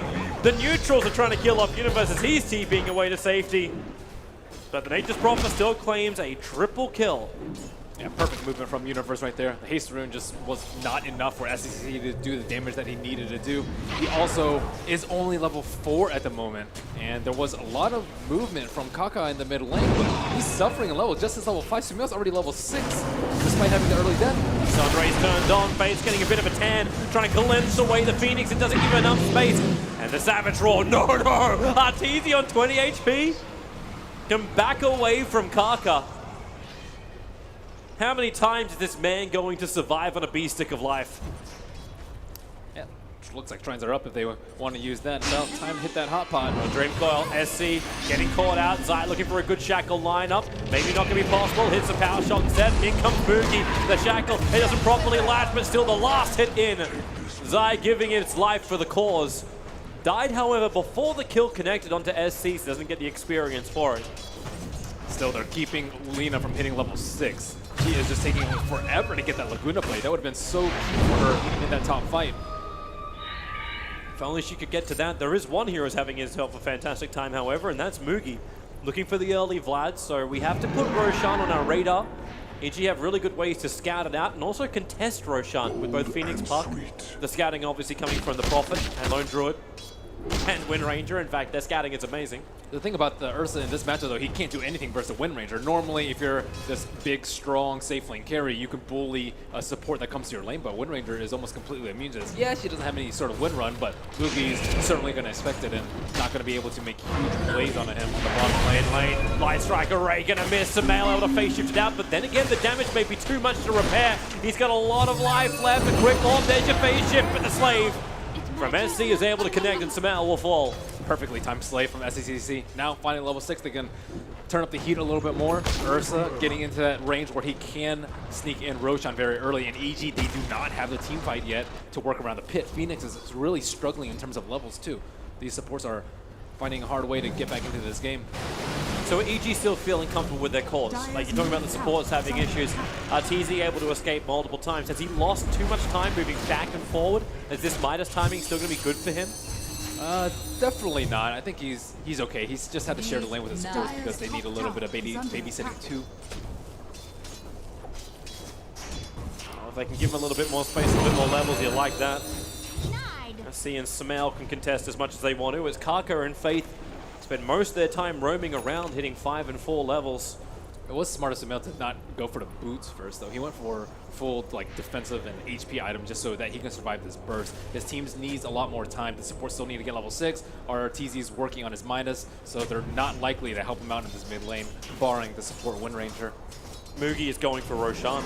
They're trying to contest this. As you said, EG do not have the team fight just yet, but the Treant goes in. So there's your first little bit of a scout. We hit daytime, so high vision. Mugi gets hit by the power shot as well. He does have that warm advance. We've got a little bit of sustain, but Kaka goes for the burrow strike. Samael dodges the slave. He needs to get out of this one out. However, Mugi has to stick around. Of course, he has no choice. Shackled up. Can he run away? The enraged giving him the extra life. He attacks to take the stun. No, he doesn't. Instead, it's Kaka going back in again with the Laguna Blade. SC finds the first pickup, and it's going to be Dangerous Prophet. But Newbie, they're low. The double shackle will connect, but they can't get closer, EG. They want to. Right now, they're playing ward battles. And they're going to lose that ward battle, but Roshan isn't taken. The Nature's Prophet also is really good around the Roshan pit. They're sending in, they could just park Treants there. It's not that big of a loss for the Treant, but it's just slowing down Mugi so much. You don't want to die in that position. He didn't die, but he still was not really close to getting Roshan at all. I'm wondering, though, if Roshan was even really the objective. If they were just trying to force EG into an unfavorable position, because there was a lot of support there ready to fight. Ideally, they're still not ready to fight on EG. I don't think the Egg's going to be that big a deal, but it's still their biggest team fight ultimate that they have on Evil Geniuses. Well, back to the farm game for Universe. Needs the levels. That level 25 talent's gotta come pretty quickly for him. That's what's gonna happen. Never-ending TPs, and Mugi tries again. Into the pit he goes. Power shot from Zai is able to scout it out. Kaka. Oh, they have the sleep ready already on KP. They're utilizing the Naga-san very well, too. She's like a pretty decent frontliner at this point in the game. Just with the Portman shield, she can tank up a lot of damage. No, Samael really wants to get into this. Just hit by the slave. He's taken so much damage. His one charges have already been committed. It's too low. They can just they feel any sort of threat. Yeah, and there is no threat. Mugi, one poor swipe. Aegis Immortal goes to him. The Bear's coming in for the rear. Wrath of Nature does minimal to almost negligible damage. KP's the only one that really caught the brunt of it. And their stalling tactics will not work, and they'll have to resort to split pushing for some time to come. Nature's Prophet still working on the drums, and Lone Druid still needs a lot of time. But if you're farming with the Lone Druid, you're also giving a lot of time for the Naga Siren to farm. And that means that KP, we have to still remember, KP is the third position. This is what Newbie did time and time in the past, where they're just able to get almost 2 1s on the field just because Naga Siren can grab so much farm and have such a huge influence. Then you still have the Ursa and the Lina, the ganking squads, the ones that want to be freed up and not have to worry about their lanes. That's where KP just slips in with the Naga and takes care of the global kind of battle he's going to have with Nature's Prophet, or the potential push opportunities that the Lone Druid could have. Exactly. These won't exist. That's the beauty of their lineup, that the Naga Siren is going to be able to transition out. You don't have this hard team fighter on KP. You don't have him on a Tidehunter, a Sand King, anything like that that's going to have issues split pushing and dealing damage in the late game. You have him on a Naga Siren, which you're completely comfortable about sitting on your side of the map for the next 20, 30 minutes even. I'm still interested to see just how aggressive Mugi wants to get. He's still trying to complete up his Vlads. His bottom lane gank actually might be possible considering you don't have Burrow Strike available, but he's got 11 1 charges plus Sandstorm, and Universe plus Crit don't really have good ways to control a Sand King. And there's more add pressure, but there's so much D-push from Newbie. Because they got these early levels, because Kaka actually feels confident to sit on the lane, he can sit in this bottom lane and continue to farm up while the rest of Newbie do their attack, which is exactly what is happening. Smoke maneuver up to the top lane. They want to kill off RTZ if possible. More importantly, they want to take the tier 1 tower. Allows them to control so much more of this map. But Arteezy, he's the bonus, and it will be. The wall is up, run in. The Glimpse can not pull him back into the wall, but into the waiting arms of Moogie. No more movement speed. Does he have a roar? The storm, the damage is enough. Enraged up Moogie, one pulse swipe, can't reach him.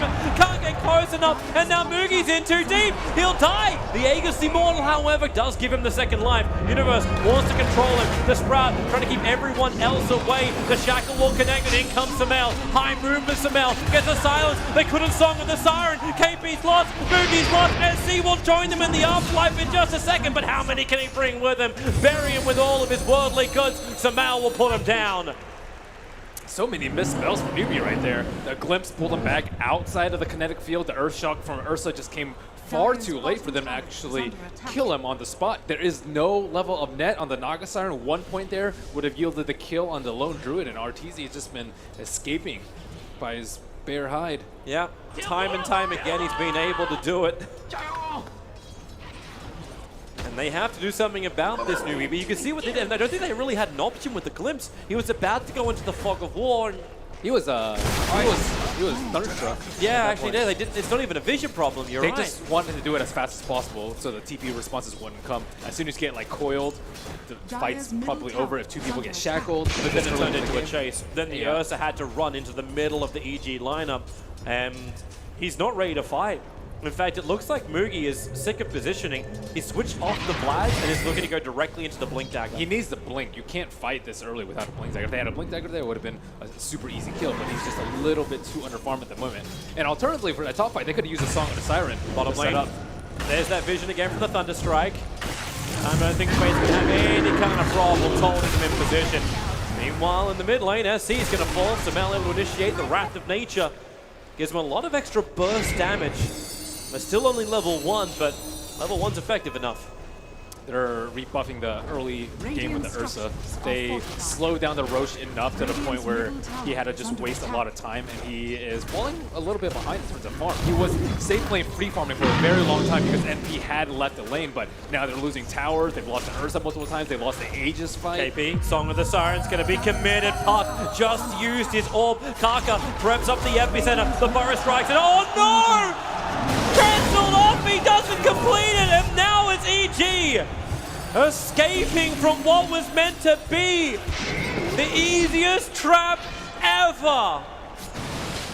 Someone put the shields down. And that's a 7.06 change, where they have the lower radius on the Naga Siren. It scales now, like 1,000, 1,200, and 1,400, and they just... normally, that would have been a slept Wind Ranger with no way to get that shackle, but he didn't push forward enough, just simply, I think, because he just wasn't used to that lower radius. Oh boy. And in return, they buffed the cooldown a little bit at the early levels, but right there, that was very painful to watch. Yeah, and it was the greed play as well. He knew what he had to do. The epicenter into the double Burrow strike. This is what kind of needed to happen to make that fight really in favor of Newbie, but put him in a very risky position to do the epicenter. He could have done it from the tree line, but with a Song of the Siren, you just thought you were really comfortable, and now, oh, Kaka, don't forget, for the Newbie watch.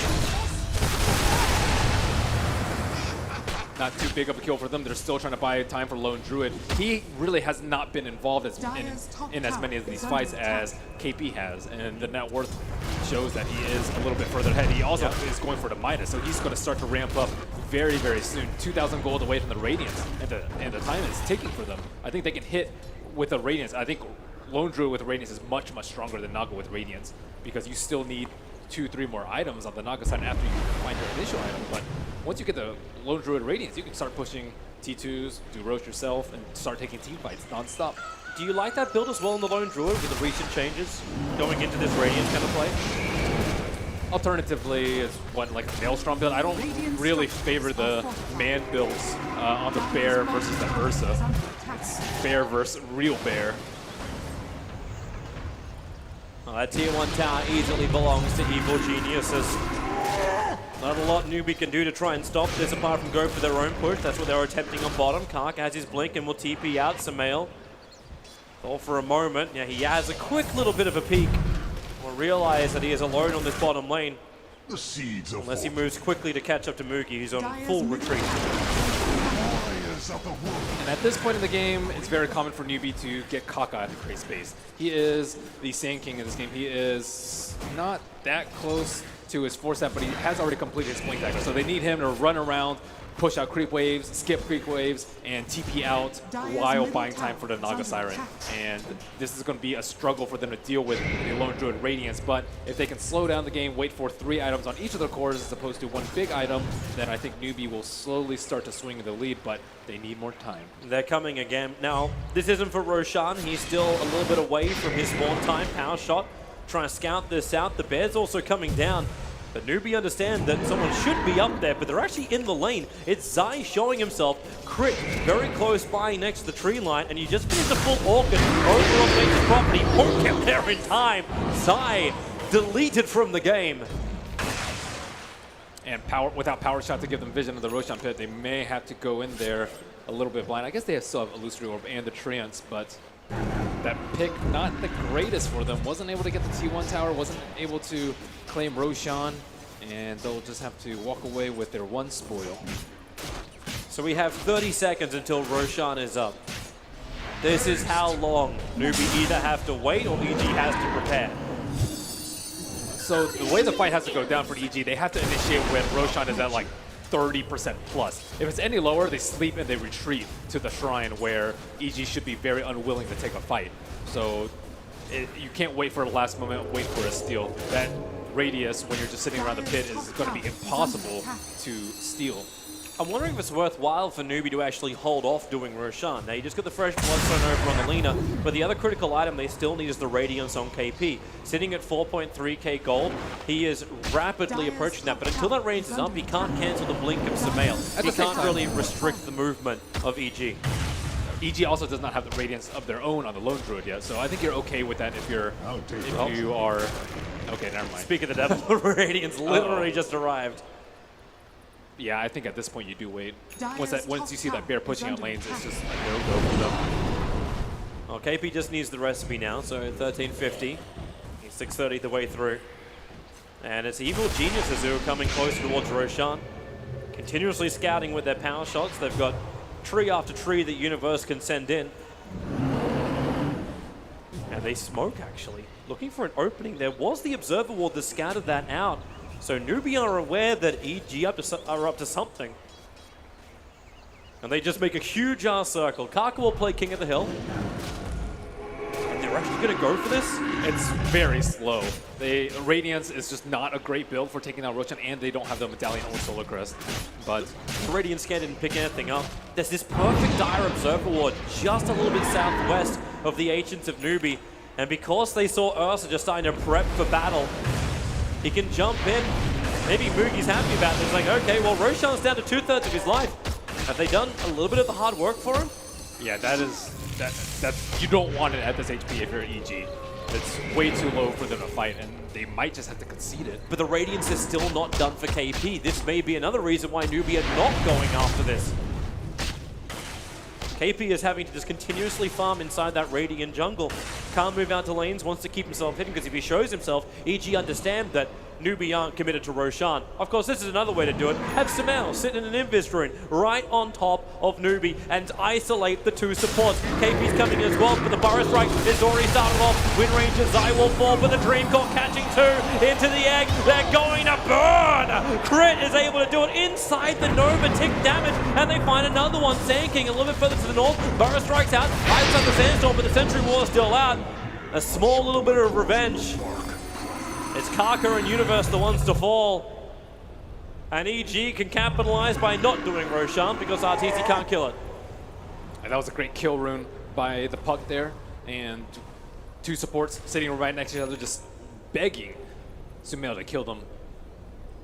But they knew the initiation position. They wanted Zai down. And this is the influence of that support Wind Ranger they've probably felt throughout the last engagements. They just don't want it. At least he's going very defensive too. Fair amount of HP and going for the Glimmer will help him versus pretty much all their heroes. Mugi got the blink. He actually managed to get inside the pit without being scouted out, even though Faith is currently running patrol. They still have Song though. It's really close to the point where The power shot saw it. Samael's ult flying in as well. So Orb on cooldown for a little bit. Universe going to send his trees in. Fire Strike Array. Roshan's down very low. You have the Enrage and Moogie opens up. It got bashed by Roshan. He'll finish it. The Fire Strike from Kaka just in case anyone was trying to contest them, but the Aegis Immortal remains with the Ursa Warrior. Lone Druid has been missing from a lot of these fights, but he's still accruing his net worth at a massive pace. He got his Midas Radiance before just the Radiance come out on KP, and KP is going to be transitioning into the 1 very, very shortly. But it still takes some time. Yep. Crit. Balls of steel on this bottom lane. Going to hang around so we can just push it in again in just a bit. I think this is a plus GPM game for him. They're grouping up for smoke. It looks like it.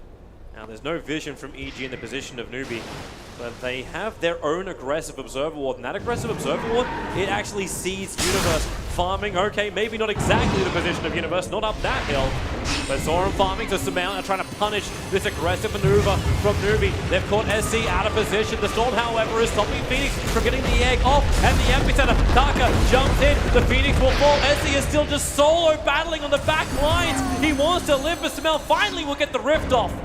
Now bring down the Lina. Quick Sprout, Moogie trapped in there. That one little space opens for the Bear, and only the Bear. The power shot connects, and Song of the Siren. Aegis Immortal will trigger, but Disruptor, what do you even do? You don't have an ultimate to help out. They have to trigger off the Shrine and hope EG try and fight them as they're actually regenerating up. Burrow Strike in, Lone Druid's in too far. Zai can't do anything, he's trapped inside the wall as well. Samael trying to help out. The power shot's not enough damage. Lina has the wand charges, will end up surviving. Samael, the Light Strike Array, he dodges it with a face shift, jumping down. They need another Burrow Strike, he'll come in, but it's too late.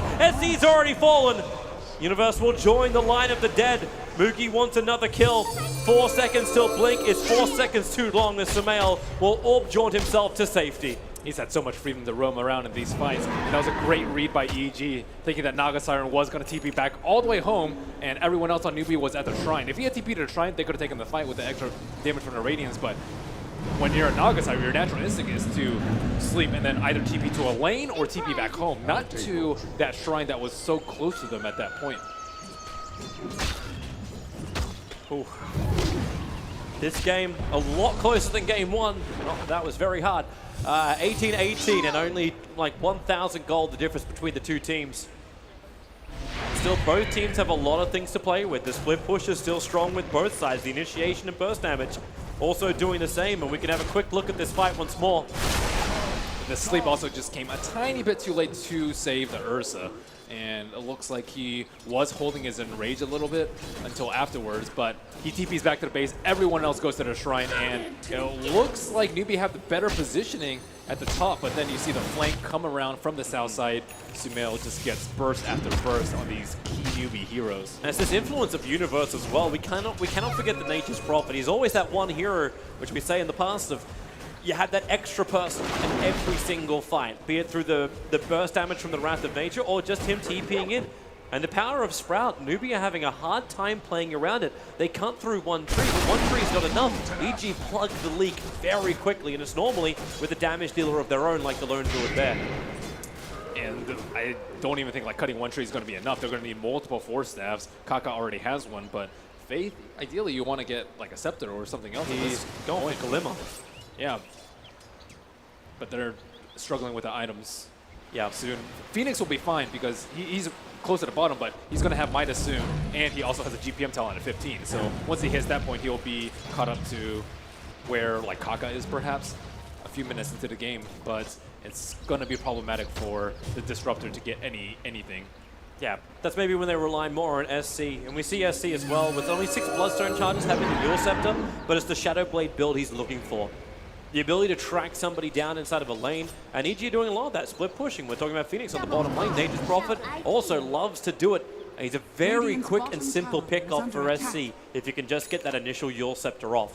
And the Shadow Blade puts him in position to do so. And I'll also put him in position to perhaps stun Sumail before he can phase shift. Oh, Crit's too close. The smoke's going to break. Kaka sees it. The Burrow Strike. It doesn't connect. Icarus dive just in time.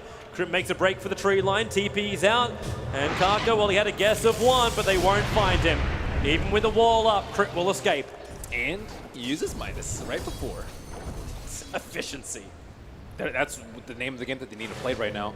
I don't think they can end the game now that Like Ursa has gotten ages after ages. This early game hasn't really gotten as EG has expected. I think they expected to be able to hold on to the Roaches for much, much later. But now that 2 have already been slain, EG have to play for the long game. And I think they thought their stalling tactics weren't going to be good enough. Oh, Kaka preps the epicenter. Wait, hang on. That doesn't look right. It was a little too early. It still will be enough damage as the Style 4 staff will kill off the Nature's Prophet. Yep, second cancel out of the center. That one, player error, but Samael gets a dream call over in SC, and they're going to couple it all together. The Storm can be thrown down, but it just reveals his position. Disrupted the TP out. There's no stun. Shackle still being on cooldown. But a very quick rebuttal for the death of the Nature's Prophet from EG. you do not want your Lina to be position 3 though. She has died a lot. Her bloodstone charges are minimal at this point, and she has very little armor and can just get jumped with ease. She's not that offensive powerhouse that you need. She needs to be able to like stand there, right click the egg, throw out multiple stuns, but she's just getting jumped constantly. You said it yourself, man. KP transitions himself into that one position. You don't want to have to rely on him though. This is a bad spot for you where it's only the Naga Siren. Illusion Split Pushers can only do so much. You still need to win the team fights. It buys you time. Like, that's got to be it, right? Like, Yep. It just buys you time with the split push kicking in. Like, yeah, Nature's Prophet's pushing in the lane, so is Lone Druid, but eventually KP will have that better burst initiation. Even though the team fight control is better for EG, newbies seem to have the better way to just get that simple pick off. And is that maybe when we start thinking about like how EG approach the next bit of the game? You're starting to build up these items. How do they invade into newbie side of the river? I think they just play more efficiently. They don't have to invade so deeply. They just need to prevent someone from getting bursted down by the Ursa and the Sand King and the Lina. They have all this like straight up upfront burst. If they can prevent that from happening, they will steamroll them into fights. And Lone Druid is still farming, and he hasn't been in many of these fights. Once he actually starts joining the fights, he should devastate them. Kaka, be careful. He's not triggering off the smoke just yet. We are during nighttime, so we just Burrow Strike to slow down the bear. Nice little rune as well for SC. He's going to find a double damage rune before this engagement, and EG do want it. They are smoked up. They want to fight. KP's actually the closest to them. Claiming this position though makes it difficult for EG to go up there. It's still too early for Roshan. 30 seconds before his potential spawn time. Yeah. So Newbie don't want to wait around here. Instead, they push the tier 2 tower, and this will end up being trade for trade. EG revealed their position as both teams move to the opposite sides of the map. I think base racing versus EG is a huge mistake. The Lone Druid Bear and the Nature's Prophet Trees, not only do they have a ton of damage, they also have a ton of mobility. Nature's Prophet can split push like 2-3 lanes at once, whereas Newbie, they don't have any BOTs, they have very little TPs, and they don't have a great split push before Naga Siren gets really, really big, and she's still not at that point yet. That's why they turned it into a tier 2 tower trade only. Don't even think about the base race kind of option. Instead, look towards Roshan. By taking out the tier 2 tower, they at least stop, well, I don't really stop the TP support, but push the position of the shrine. But they open up the Dire jungle a lot more where EG don't have a lot of vision and easy support and control of momentum. They'll have to wait another 45 seconds for Roshan. It should be enough for them at least to get the lanes pushed out. I think KP needs to be the one to push out the lanes, and then Lina can farm at the jungle because you don't really care if an illusion dies, but you can't have SCCC out there to die before the team fights happen. I'm wondering if this is going to be worthwhile starting to hunt the bear when it does this. Epicenter, yep, it is. Kaka, just far enough away, he's able to blink, and they Lacuna Blade down this bear. It is the easier thing to kill, and having it on cooldown for 2 minutes before Roshan's coming up, a nice thing. And it's the melee bear build where you have the radius and the AC on the bear, so this bear is worth way more than normal for them. And I wonder if RTZ is going to go for the defensive bear talents. We see plus 50 spirit bear damage. Might need the magic resistance or the armor later. I'm not sure which. Probably armor, I suppose. All right, we're sitting on the eternal spawn time of Roshan. A wonderful analog clock that says 00000. Unless we're able to finish up his bash before this as well. Same for Puck's Dagon. So Samael looking for that real burst damage. It's also really good at dealing with the illusions. So now heroes like Puck have a way better chance of dealing with the illusions ever since the Dagon buff. We haven't really seen it come too much into play in professional Dota since 7.06, but in this particular game, Puck can push up very Oh, Burrow strike and Laguna Blade. Zai's going to fall, and what a good time for it. Roshan just spawned up and Ursa just started on it. The fact that this SK and Lina are able to get such a pick forces EG into a defensive position, and Newbie, with an Aegis Immortal, a fresh BKB on Mugi, they can start to fight against EG in a favorable position. Maybe have just done an excellent job of controlling the pit. Like every single time, it just seems like EG has no chance and no business being around that pit. They're just simply wasting their time. They might waste a little bit of Ursa's time in the time being, but he's still getting the Aegis and still feeding continual cheeses on the side of Newbie. And that will be another way to buff up SCCC to make sure that he gets more and more Bloodstone charges. Just keep on giving him cheese after cheese so that he can live. Moving down to the bottom lane, Newbie. SC's in the neighborhood, Samael just used his orb, so maneuverability has to come from Blink Dagger. He's trying to get 25 ASAP. It's that sort of game where you just need tons and tons and tons of gold. And you can feed more than 5 heroes moon charge this game. You can give one to the bear, I think? Can you give one to the bear? I'm not sure. That's a good question. We could see, what, 14 slotted at some point, if you can. Well, when Meme Gold 420 does pick up for the Puck, we can see anything you want to.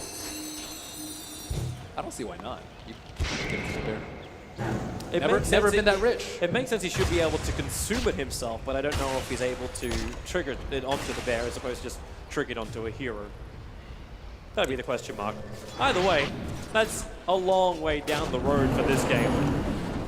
Puck's fairly close to 25. He's at 21 already. And it's not that far into the game. And this 25 is, I think, going to make a big difference because this game is not likely going to end anytime soon. Still likely 20 plus minutes on it. So he can get, I don't know, multiple tens of thousands of gold from that talent, potentially. Well, aggression up on the top lane. Should note as well, there is a gem being picked up over on Kaka. So at least they can get rid of any kind of vision which EG may have against them. And that was one big thing to take out from game one, the superiority of EG's vision game. In this game, it's a lot different. They have aggressive observer wards, one sitting inside the shrine, in fact, next to the Ancients. And the other one's down next to the tower. But both of these wards were planted a long time ago and will time out shortly. Yeah, now you have to consider as the lesser core heroes whether or not you want to transition into late game. Like as the Wind Ranger, do you want to still keep going defensive items, or do you want to get like Maelstrom Scepter so you can contribute to the damage? If you're the Disruptor, do you buy a Midas at this point? Do you expect to get value out of it, or do you just go straight for the Axe in hopes that the game is going to end in a timely manner where the Midas wouldn't have paid off? And maybe like Lina needs to start transitioning to a right-click build because there has just not been that much fighting for them going on right now, and it's still going to be quite some more time for the Naga Siren to be 6-slotted. I'm wondering how good SC's sense is here. Samael is hiding from them, trying to continue to force out the bottom lane. And yeah, Samael's not going to take the risk. He's leaving. TP's back to the tier 2 tower, understands it's the bottom tower that Newbie are looking to push against. Fresh Observe Ward up on the hillside. They have really good vision here.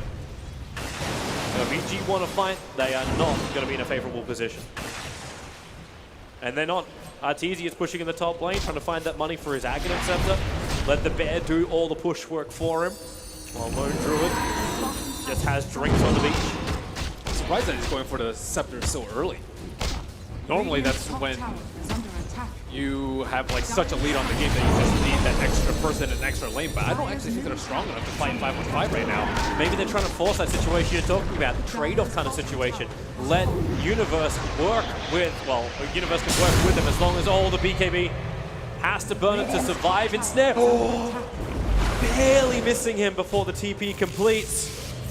Mugi once more, a quick Icarus dive will give Crit the distance he needs to survive. And they're wasting more and more time with this Aegis the Immortal. But having the Aghanim Scepter, at least the bear can fight with the Nature's Prophet without putting Arteezy himself at risk. Just begging them to Epicenter and Laguna, however, more and more often. He can buy it now if he wants to, but it will sacrifice his buyback. He has actually gone for the magic resistance talent, so his Bear. Dire's middle tower Ursa, is I guess, under is your attack. main issue at this point, but it will fare very well versus Naga Siren and the rest of the newbie lineup. Bear is life. Bear's love. 10 again, bear on bear action as the Ursa versus the Druid pair. Just wait till Arteezy gets in melee form. It's the fighting pits. That's not fair. You can't have 2-on-1 in a bear fight. I don't even think he's been in melee form this game. No point really for him. SC's on the run. He doesn't actually have a quick maneuverability forward. Instead, it's the Shadow Blade. They're going to see Samael and Crit, or will they? No, they got up the hill. There was no vision. So they have to wrap around the back. Aegis Mola just timed out. Then Samael into the tree line, starts his own TP. Do they get any level of vision? SC hits the Light Strike Array on the Crit. Icarus dive is still available. A quick Yule Scepter up, mistiming it. Carter went for the Burrow Strike, so Faith must commit the Storm in order to bring down Crit, who is dead for 50 seconds with no buyback. But Bear doing Bear things, pushing in the top lane, and they're forced to retreat. Burrow Strike and do as much damage as you can. Keep that Bear in position. SC arriving. A quick ensnare. And this Bear does not stand a chance. He will go down. Even more and more critical things like Arteezy, the fact he does lose this, resummons. We got to watch that respawn timer on Arteezy as he puts more and more into the Bear. Yeah, I wonder if he actually considers getting Radiant's any middle sort of tower cooldown is reduction under to attack. deal with that. But Ready to burn. you can tell what type of game it is. This is going to be already coming up from Arteezy. He also took the glyph timer in the chat, so he's very cognizant of when and where he can take down these T3s. And it's going to be important timing for him to be able to sneak these in. A simple Yules onto the Bear is going to be devastating for him, because that should be enough. I don't actually know after the magic resistance if it's enough to proc the return. It should be, though. Bear's in the bottom lane. Faith puts up the defensive wall, keep that Bear out, just TP to safety. Savage Roar was not in position to cancel the TPs, and Zion Universe will find nothing on the bottom lane. And instead it's the top lane that continuously gets pushed in. That's giving more and more space for Kaka. Still trying to complete up his own Aghanim Scepter. SC, I think he's been sitting on 6 Bloodstone charges for the last maybe 20 minutes. Don't need respawn time if you don't die. That's a good way to look at it. Can't have a respawn timer anyway, they all got deleted. Invisibility. Bloodstone more powerful now? OP? Wow, I saw what Black did with the Bloodstone. Yeah, wow, it's he's OP. he's going for a fighting build with the Diffusal. I expected him to go more for like Radiance or Heart for more farming, but with the Diffusal build, they actually look to fight very, very soon, or perhaps he thinks it's very good versus the Rabbit on the Bear, which does remove a lot of its damage. Yeah. He's still looking for the Butterfly by the looks of it. There's a Talisman of Evasion sitting in KP's quick buy. Doesn't make much more sense to go any other item. I think they want to go soon before Ursa gets peaked, though. If you wait too long, yeah, the Naga gets stronger, but like the Ursa gets weaker and weaker as the time goes on. And this just might be the sweet spot for them, where Naga is at her peak, and this is before the Ursa starts to fall off heavily. The danger zone is Roshan could potentially spawn up in just a couple of seconds. So if the fight is lost, it could be a lot of momentum swinging the other way. That's okay. You have GPM talents on everyone. That is, Sand King, Phoenix, both picked it up. Dire's middle tower just go is full under attack. defense as well. KP's getting money off the rest of the map. Burrow Strike down the bottom lane, catching him in Fizz, but because it's the Gem of True Sight, that's why Universe can't run 70 seconds without a buyback, actually willingly spending his money at the end there to give up his buyback and move closer and closer towards that Bloodthorn. This is good for newbie in the sense that they have more and more heroes that can start dealing with the split pushers. You have the Shadowblade Lina, you have the Blink Yule's Sand King, you have the Naga who can stop BKB TP, you have the Ursa who can also stop BKB TP with the Basher. So EG, they don't really feel safe throwing bodies at the T2s or the T3s because they know they're not going to get away with it. Here we go again. Up to number 4. Hello, Bear. Goodbye, Bear. Sandstorm keeps the damage. You can't return through this one, so he turns around, but Newbie bringing all the damage, and SC showing off the Shiva's Guard animation.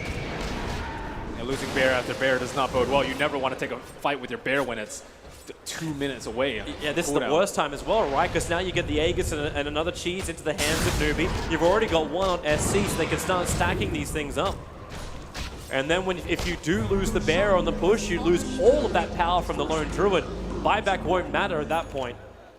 Yeah, at some point he may need to just dump him on himself and just start right-clicking, but then you're not, and then you just split push with the bear without any items. This bear still does a fair amount of damage if you just battle cry it onto the side, but I'm not really sure which way he wants to take it, but that's... Fire Strike again, are they bear. really going to lose this?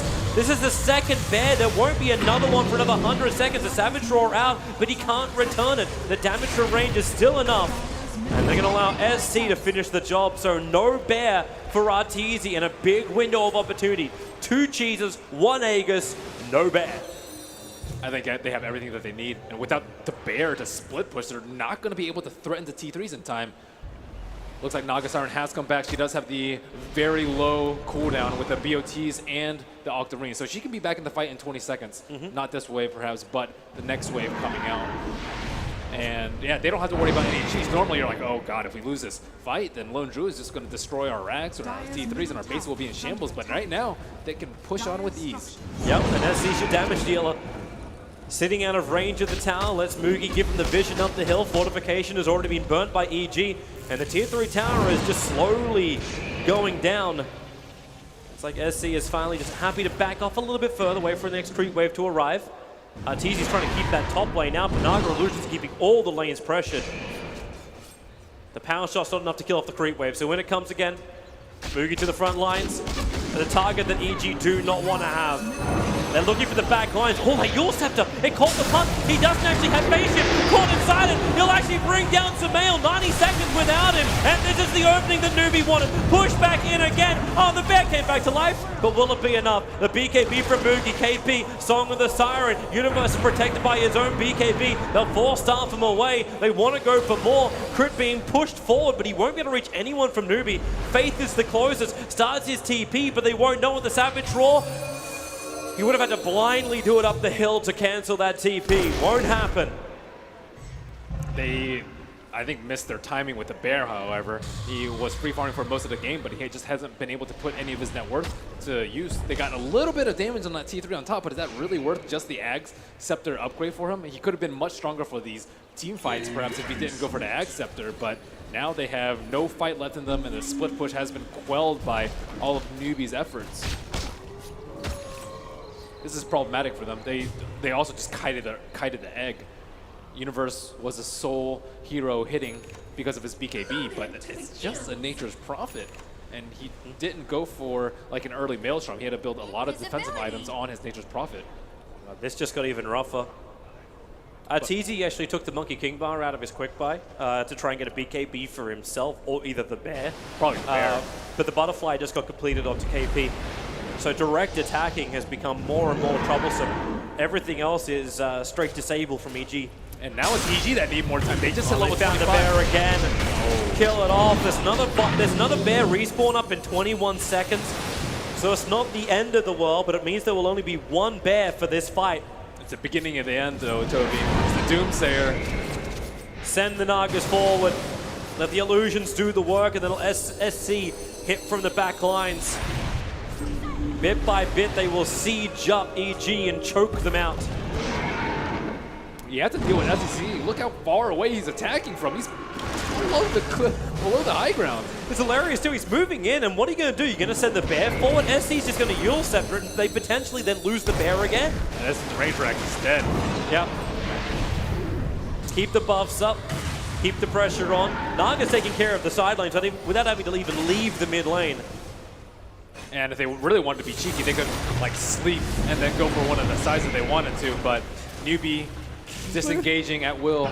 Yeah, they're like, you try to initiate on the Disruptor, he's got a point booster and an Ogre Club. Like 1700 life, they don't have the damage that can reach him. Samael wants to. Samael has that level 5 Dagon. He has burst damage available. The issue is he can't put it in without risking getting caught out by the rest of the Newbie lineup. 1 stun is all it will take. Yeah, they have no save for him. Maybe potentially you can get like a Phoenix. The Shackle, it's nice on Karka. He's the gem carrier. Yule Scepter defensively up, still has his 4-star. Fire Strike's a long way away. Moving about 1/6 of the map with those 2 abilities. And the way that Nubia are just protecting each other and protecting their towers is just making it incredibly difficult for EG to get any Universe. sort of engine. He ran into Kaka. Oh, Kaka! He missed the Fire Strike! The Orchid is on him. He'll move around the tree lines. A quick Yor Scepter up. At least dispels off the damage that will come out from the Orchid. Kaka needs to keep moving out of that Sun Ray damage area. He does get free, and it's Universe under the cover of the BKB. Doesn't connect it from the physical damage, and SC already has the attack speed. They want to kill off the egg, and they've got it. SC is the double kill. He will die, however. Samael's Dagon brought him down for just shy of 1,000 gold.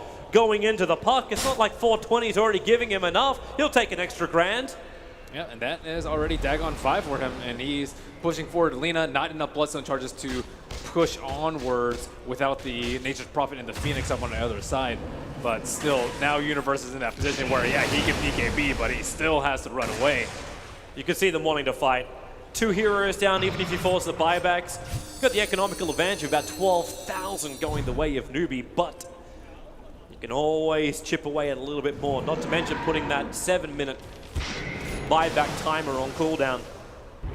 No Abyssal yet on Ursa. It'd be a very good jump for him if he had Abyssal, but without it, it's just not guaranteed. There's your jump, goes in. You won't need the guarantee. Zai just gets shredded. Kaka in a little bit too deep underneath the Sentry Ward. Savage Roar won't free him out. Moogie has the protection of his own BKB. Now that it wears off, maybe a little bit more cautious. Still, the buybacks from EG didn't have to be committed. Look at these yellow dots swarming the map. I don't know if that was fully intentional. They burned the fortification when it was only illusions on the front line. Attacking in, the tier 3 town's a little bit low. But now SC is free to attack into that melee racks in the mid. Everyone's hovering around. Zai Shackle Shot is not alive, mainly because he is not. The illusions, just non-stop, just everywhere in their base. Fire Strike, it connected on the Phoenix, but it's more importantly creating space for SC. He's holding onto cheese of his own. They bring down the mid racks. So Newbie, they already have the momentum of the side lanes going their way with the Naga Siren, but with the mid lane pushing in, it just got a hell of a lot easier. And now EG have to reconsider, how are they going to take a fight? They can't even take a fight on the high ground. Do you expect them to smoke around and try and contest this next Roche? Every single Roche has gone Newbie's way. Oh, they're smoking, but the Observer Ward sitting inside the base, the Sentry Ward of EG didn't see it. So Newbie are aware that no one is home in EG. The lights may be on. EG were hoping Roshan is there, but they've got another 24 seconds before Roshan should be spawning up. And EG, they find their target with a Fire Strike in and out. Kaka, a quick retreat. The egg is being committed, but no one from Newbie is forced to fight. SC's back under the cover of his own tower, attacking into the Lone Druid's Bear. KP wants to fight. Oh, he put the arms up. He's baiting Song of the Siren. He did it twice and then pulled out. And now it's Crit. Caught out. Laguna Blade. The damage. One charges is allowing Crit just alive to survive. But on the back lines, it's all about the Ursa as well as combination with Faith. They've brought down 2. They're going to get another one. And that may have been the last roll. The dice here for EG. Samael's on the run. A quick join away, but SC's movement speed. The Slave won't reach him, but he's keeping the Fiery Soul saxed up. The Dagon. SC is low. Samael's got the speed. Speedy Gonzalez versus Sonic at the moment, and both can't catch each other. That Dagon turnaround just made SC. Wait, is KP reaching him? He triggers Song of the Siren. He was getting regeneration from the Octarine. He realized he was in range of Samael putting the Blink Dagger on cooldown, so they wait for SC. Too early on the Fire Strike. The Light Strike Array as well. Samael, where's your freedom? You'll Scepter up. They both spin it round, and then the escape. Samael keeps running and goes for the TP. Fire Strike from Kaka. Barely misses on the side.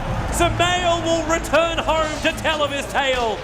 He's trying his best to keep him in the game, but Rax under siege. EG just have no strong heroes aside from Samael. No one can really do anything to They're them. locking him down. Universe wants to fight. He's looking for Moogie. Triggers off the BKB for both of them. Zion, the focus fire. It may be enough when the bash from the bear is able to hit. They root up the Ursa. But then again, Lone Druid also ensnared. Control the Fire Strike from Kaka. Catching 2. Lone Druid. Arteezy. He's falling. He's fallen. He's down. Samael wants back in again. Another Yule Scepter. They're trying to lay it with SC. Samael has to also avoid. Everyone's just spinning it up in the clouds. More buybacks. Moogie's got himself a double kill. They have to keep the pressure on, however. Newbie, push into the base. Punish these buybacks if it's possible. As they are fighting 4-on-4. The Burrow strike hits perfectly, catching Zai in the tree lines. They don't see him yet. Now they do. Mookie has his triple kill. The Orchid, the silence is there, but KP, does he actually pop? No, Ursa will survive this. No, he doesn't. The Phoenix Egg, it burned him down. KP will TP away to safety. Meanwhile, Kaka, well, he'll go into the tree, stay where it's safe, and he doesn't get disabled in time. Sumail needed vision to get the Yule Scepter off, but Newbie, they get out, they force the buyback, still lost a little bit, but EG are still only 1 racks down. It's still a pretty decent hole for them. They went for the bear, but because he had the Ags, they still had to kind of kill the lone druid. Oh, this is twice cocky. that fight. This is cocky from Universe. They have good vision around the pit, however, and Sand King did have to go all the way back home, and he's not going to be able to deal Oh, that would I have don't been think, nice. in time. Double damage rune. The Observer Ward saw it get picked up. They're pinging. They're pinging heavily, and Kaka's gem reveals the Observer Ward. So he'll jump up, he'll take the ward. No room for Quelling Blaze this late. It's Universe, he's waiting for it. KP's close. It's like with double damage, you want to go in for Roshan. But Zai right now can't even kill off an illusion when he's defending the base. Time to pick up more Dagons? If you've got the money. If only she had a GPM talent. Sumail at the moment's going in for Octarine as his next item. Will, I think, improve his damage output the most by being able to just constantly Dagon more and more people. However, he will have to sell the Veil for it. They're coming. And the last hurrah perhaps from EG as they try and go for the pit. There is no Ursa at this fight, however. The final roll of the dice, what do they find? Kaka finds himself a Burrow strike, quick blink away, does get silenced. Sumail wants to get the initiation off. That silence on Sand King lasts a long time, but they still haven't found the damage, EG. For all the control they want to provide, they haven't found the opportunity, and Sumail gets out of the wall in time. Faith might be in trouble. Universe trying to beat him down, but on the back lines again, it's going to be your Eartha doing the work. You've lost 2 already for EG, both without buyback. They turn their attention towards the bear, where Savage draws them out, but it's SC, the cannon on the back line, just incapable of being touched by EG. Lone Druid can be stunned up. SC commits up the Laguna Blade, and in comes Kaka. The epicenter. It was the last couple of pulses, but the last is enough. EG will call GG and level the series up 1-1. Newbie shall do with that fight. A big mistake by EG not being able to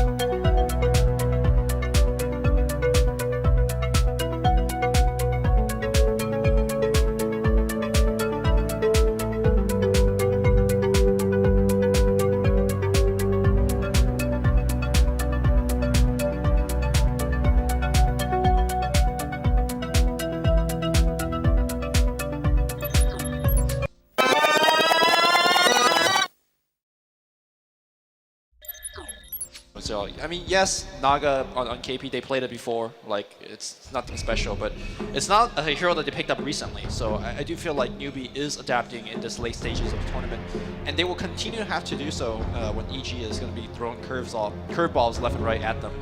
So my question going into this draft is: are we going to see a Crystal Maiden first pick from EG, or are we going to see a Phoenix first pick from EG? Because that pick alone tells us a lot in terms of what kind of game plan that EG is going for. Well, one of them's Not going to be a CM, removed. so there you go. I mean, another crits hero that he's been picking a lot for himself is the Bane. Definitely promote much more of an aggressive game plan. Unfortunately, they have been losing a lot with the hero, so we'll see where they go from there.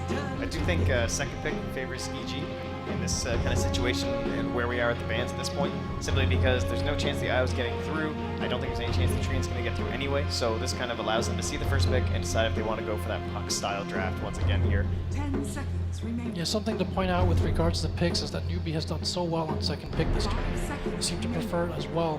In addition to Dyer, I think a few months ago, leading up to this is a few months ago, Genting, but they had played something like 20 straight games on Dyer as well, so they seem to favor that too. So we'll see how that plays in this time. Well, not too surprising, is it? Puck comes once again. It's unbelievable how much farm is coming in on that hero.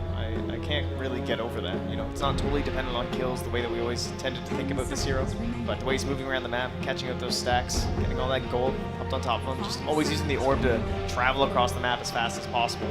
I also think that as a first pick for a mid hero, like, you don't reveal too much because Puck could play a lot of different ways. For example, if you pick up a Dragon Knight, you kind of have an idea what he wants to do. He's going to be trying to knock down tower. It's going to be a pushing strat. But the way that EG's been playing it, I've seen him go Blink into just straight Lincolns if he wants to be defensive. We've seen the Veil first from last game, and you know, progressing into Blink and Dagon later on.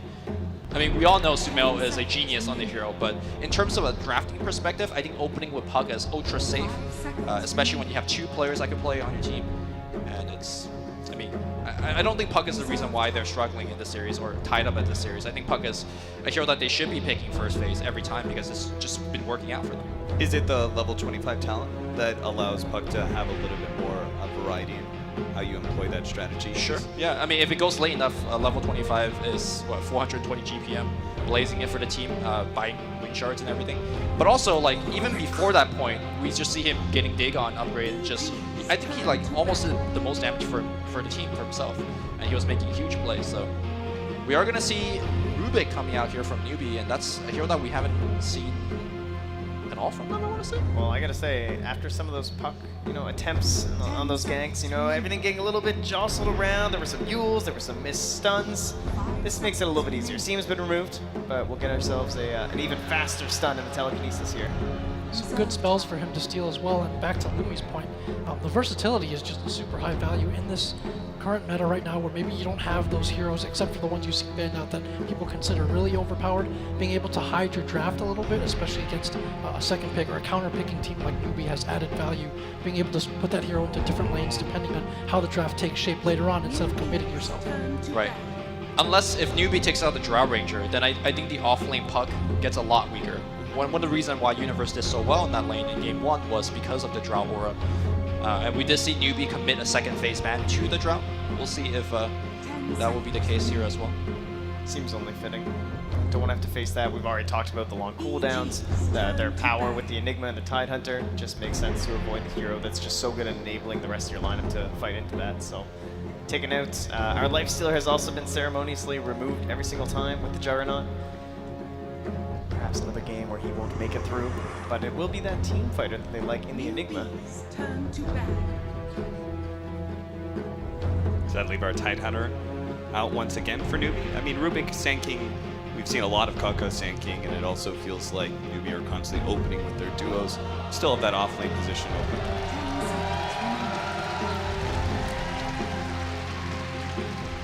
A message from Shiver. Of course I'm watching. I think I need to prepare my mailbox, lol. Much love, Manila Masters. Well, that would be appropriate if we got a Tidehunter then, I suppose. Yeah. Do it for Shiver, newbie. So how interchangeable is Tidehunter with Enigma? And this is a question for all of you guys because Evil Geniuses says no Enigma, but if it's a good, just like a one-to-one substitute, then, you know, is that a wasted ban? I think Enigma's just in a lot of ways better. Like if you're not getting that very good matchup for the Tidehunter in the lane, it seems like a lot of the time you're just going to be better off the Enigma. He does so much more.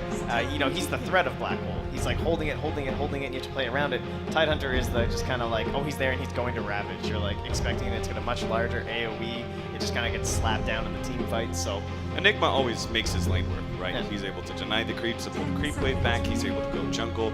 Last time we saw this Tidehunter who didn't have a strong lane, he actually had to go and take Ancient Stones. That he's actively taking a resource away from his team in order to make the hero work. I feel like Enigma, you're very self-sufficient in being able to find farm.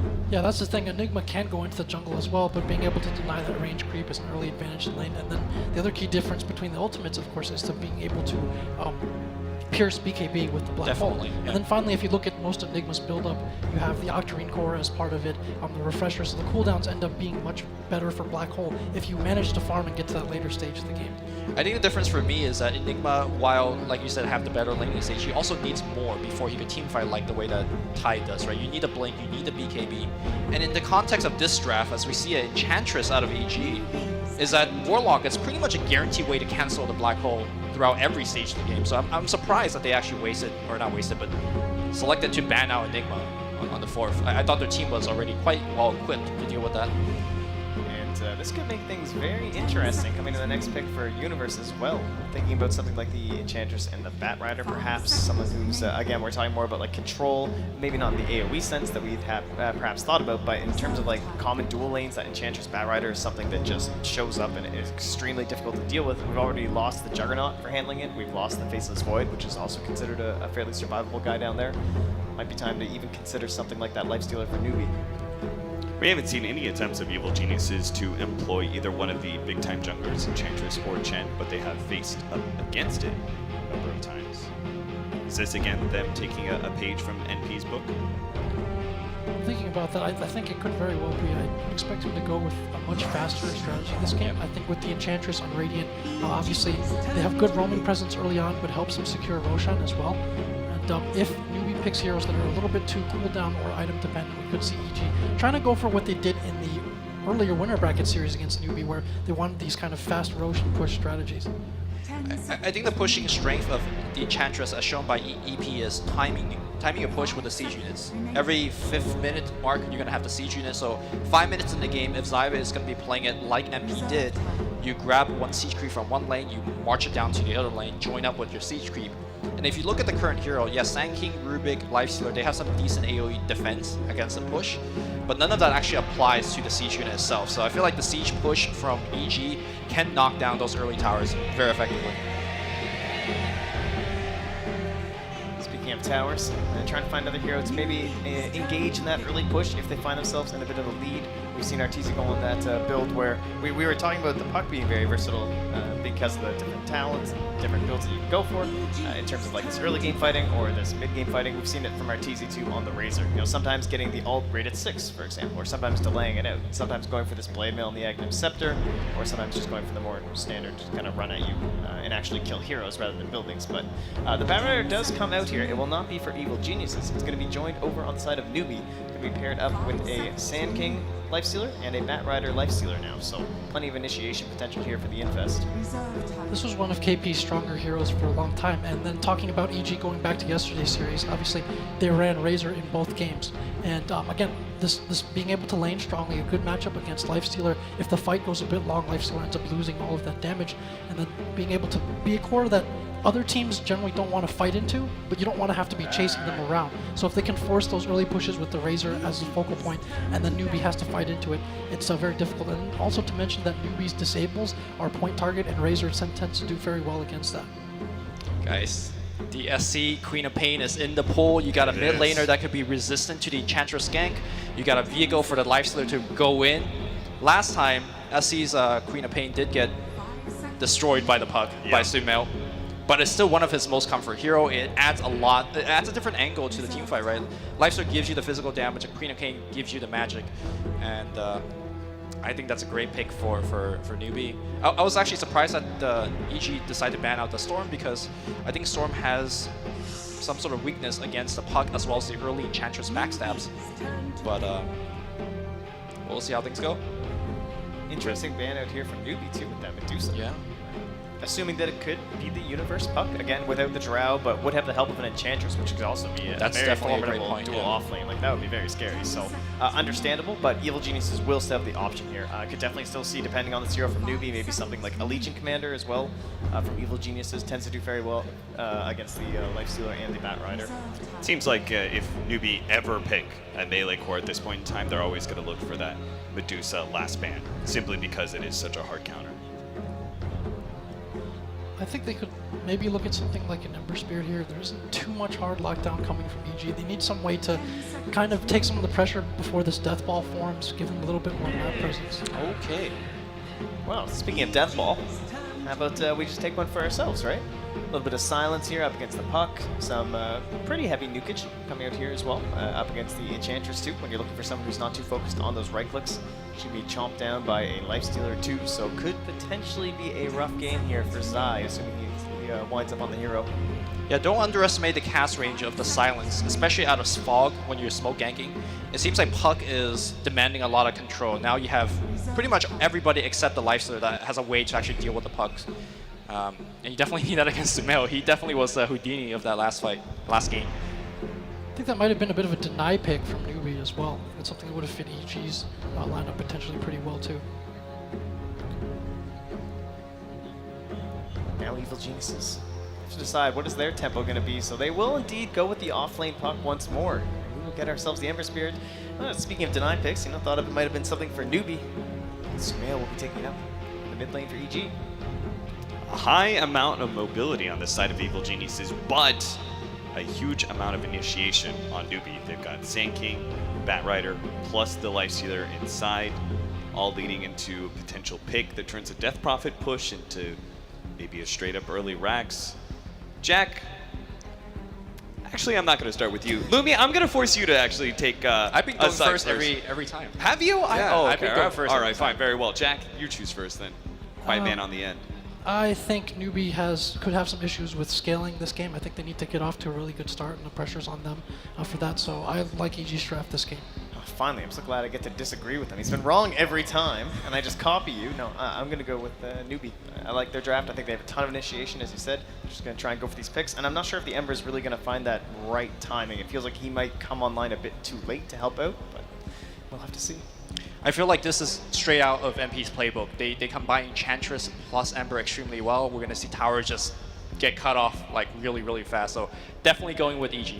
All right, going with an NP playstyle, but can Evil Geniuses play it against Newbie in this third game? Toby1 and Merlini, take it away. It's a good question, Capitalist. I'd love to see who can actually take this one. For me, I'm at least excited to see that it's Newbie again looking to be the aggressors like we saw them in game number 2. Will it be enough? Will it be enough going up against this EG draft? I think it's interesting that both teams have chosen to fight head-on, too. No more Drow Ranger, no more Lone Druid. A lot of those heroes have been banned out, and it's going to be a lot of fight versus fight, especially with the Enchantress in the early game that you were so excited about. I'm always happy to have a good Sproink across the map, and it's all about the Enchantress movement. You don't want to see that mid lane just go completely uncontested, have that one-on-one battle, Sumail versus SC, just be like, yeah, it's always fun to have a 1v1, but it's always better to have those rotations come in and just mix up the pace a little bit. It's not just a light strike array to a kill kind of thing. So yeah, for me, I love good Enchantress, aggressive rotations. Want to see the vision game out from both as well. And I'm happy we're down to a best of 3. Yes, yes. Not a whitewash. We're going to burn the midnight oil here. I don't know if anyone's got work tomorrow, but I'm fairly certain they're all calling in sick.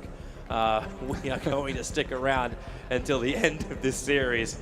What do you think about the Death Prophet? We were tossing up a couple of options. With that last pickup, Clinks was one of the other ones we're thinking about going up against the Razor. Do Newbie actually have enough to deal with the Arteezy Razor?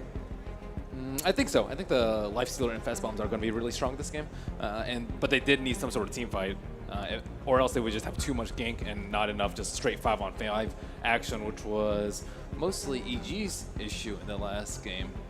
And Newbie discussing a little bit of the early game tactics. Zai going to be the key player for EG in this early game. With that early Enchantress rotation, because it creates space, right? Like Arteezy has always found so much space to get farm onto this Razor, and then has dictated the course of the game from there. He's just that big frontline tank that no one can properly deal with. However, we don't really have that same kind of, well, essentially in a way we do have that burst potential from Sumail with the Spirit stack, but it's not like a Templar Assassin, it's not like that rotation of Puck. So Universe and Sumail then also have pressure on their lanes to make them work. Is this spreading EG a little too thin across the board, especially when Newbie are able to get their initiation online, they start their jumps, they start getting pickoffs? Can you fight when you're one core down if you're EG? Definitely so. I think it just relies more so on the Puck because he's the one that's going to be splitting Newbie up so that they can take these scrappy sort of engagements. So yeah, start of the game, still awaiting the Horn and the creep spawn, and dealing with Enchantress has been really tough because we haven't seen Enchantress and Chen really back for a while. And these two heroes always fade in, a little bit of fade out, but with all the neutral changes, and those are by far, I would say, the biggest changes in the last few patches that we've had, it's going to be a whole nother story on how you're going to pop those smokes, defend the lanes, and defend against those waves of creeps. Just so everyone knows, it is Kaka who is disconnected from the lobby, so we're waiting to try and get him back in. But it looks like Newbie is making the most out of this to continue their discussion and make sure they're definitely all on the same page and ready to go. And they have to be for this lineup. Like, if one of these engagements goes wrong, EG are going to push you, and they're going to push you hard.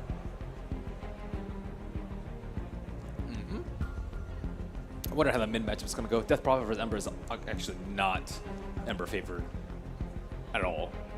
Can you actually get the kill with Death Prophet early on? Because you assume like Ember would have that safety net once he has the Spirit up and running. But potential rotations from both Rubik and Sand King, able to catch him out with Spirit Siphon. Even actually if he does have the Spirit, isn't Silence going to play a big role from SC?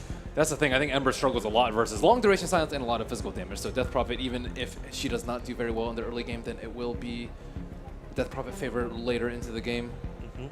How do you think? Actually really good against both the Ember and the Puck. The fun thing is to see though is the Rubik. Haven't really seen a lot of Rubik during this tournament. We've been going for other supports instead. In fact, Tusker was one of the other ones I thought we'd see more and more coming into the playoffs, and we've also seen him kind of back away from being drafted. Wonder why Newbie take the Rubik over something else.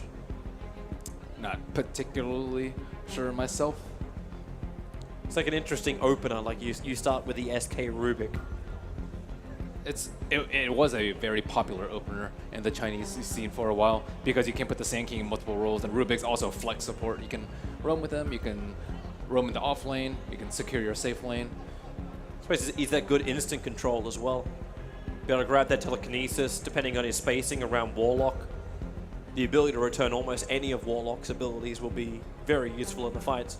But to take him over a save, normally Death Prophet is paired up with someone like a Dazzle, for example, or Oracle, someone that actually gives the Death Prophet save, but almost no one in Newbie's lineup is actually able to grant such a thing. There's almost more pressure on SC to get this Yule Scepter up at a decent time, to have something like an Aetherland, something along these lines that will allow him to survive. So we probably have some viewers that are just joining us. It is different time zones around the world. Do you want to give a summary of what's happened today, A summary of what's happened. That was Pornage. It was wonderful.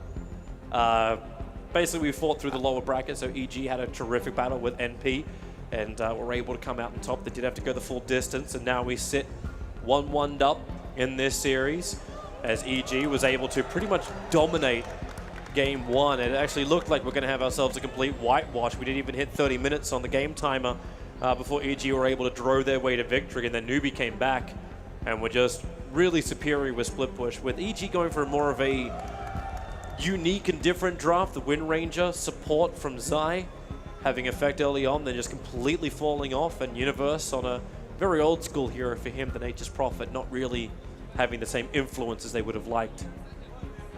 But a lot of big players coming out from Sumail. I still think like EG are going to be confident, and their mid's going to be in high spirits. Sumail's Puck was superb throughout game two. Well, perfect timing. Kaga has reconnected the game. Players have their earbuds, headphones in. Let's see where the early TPs, smokes, observers, sentries are going to play.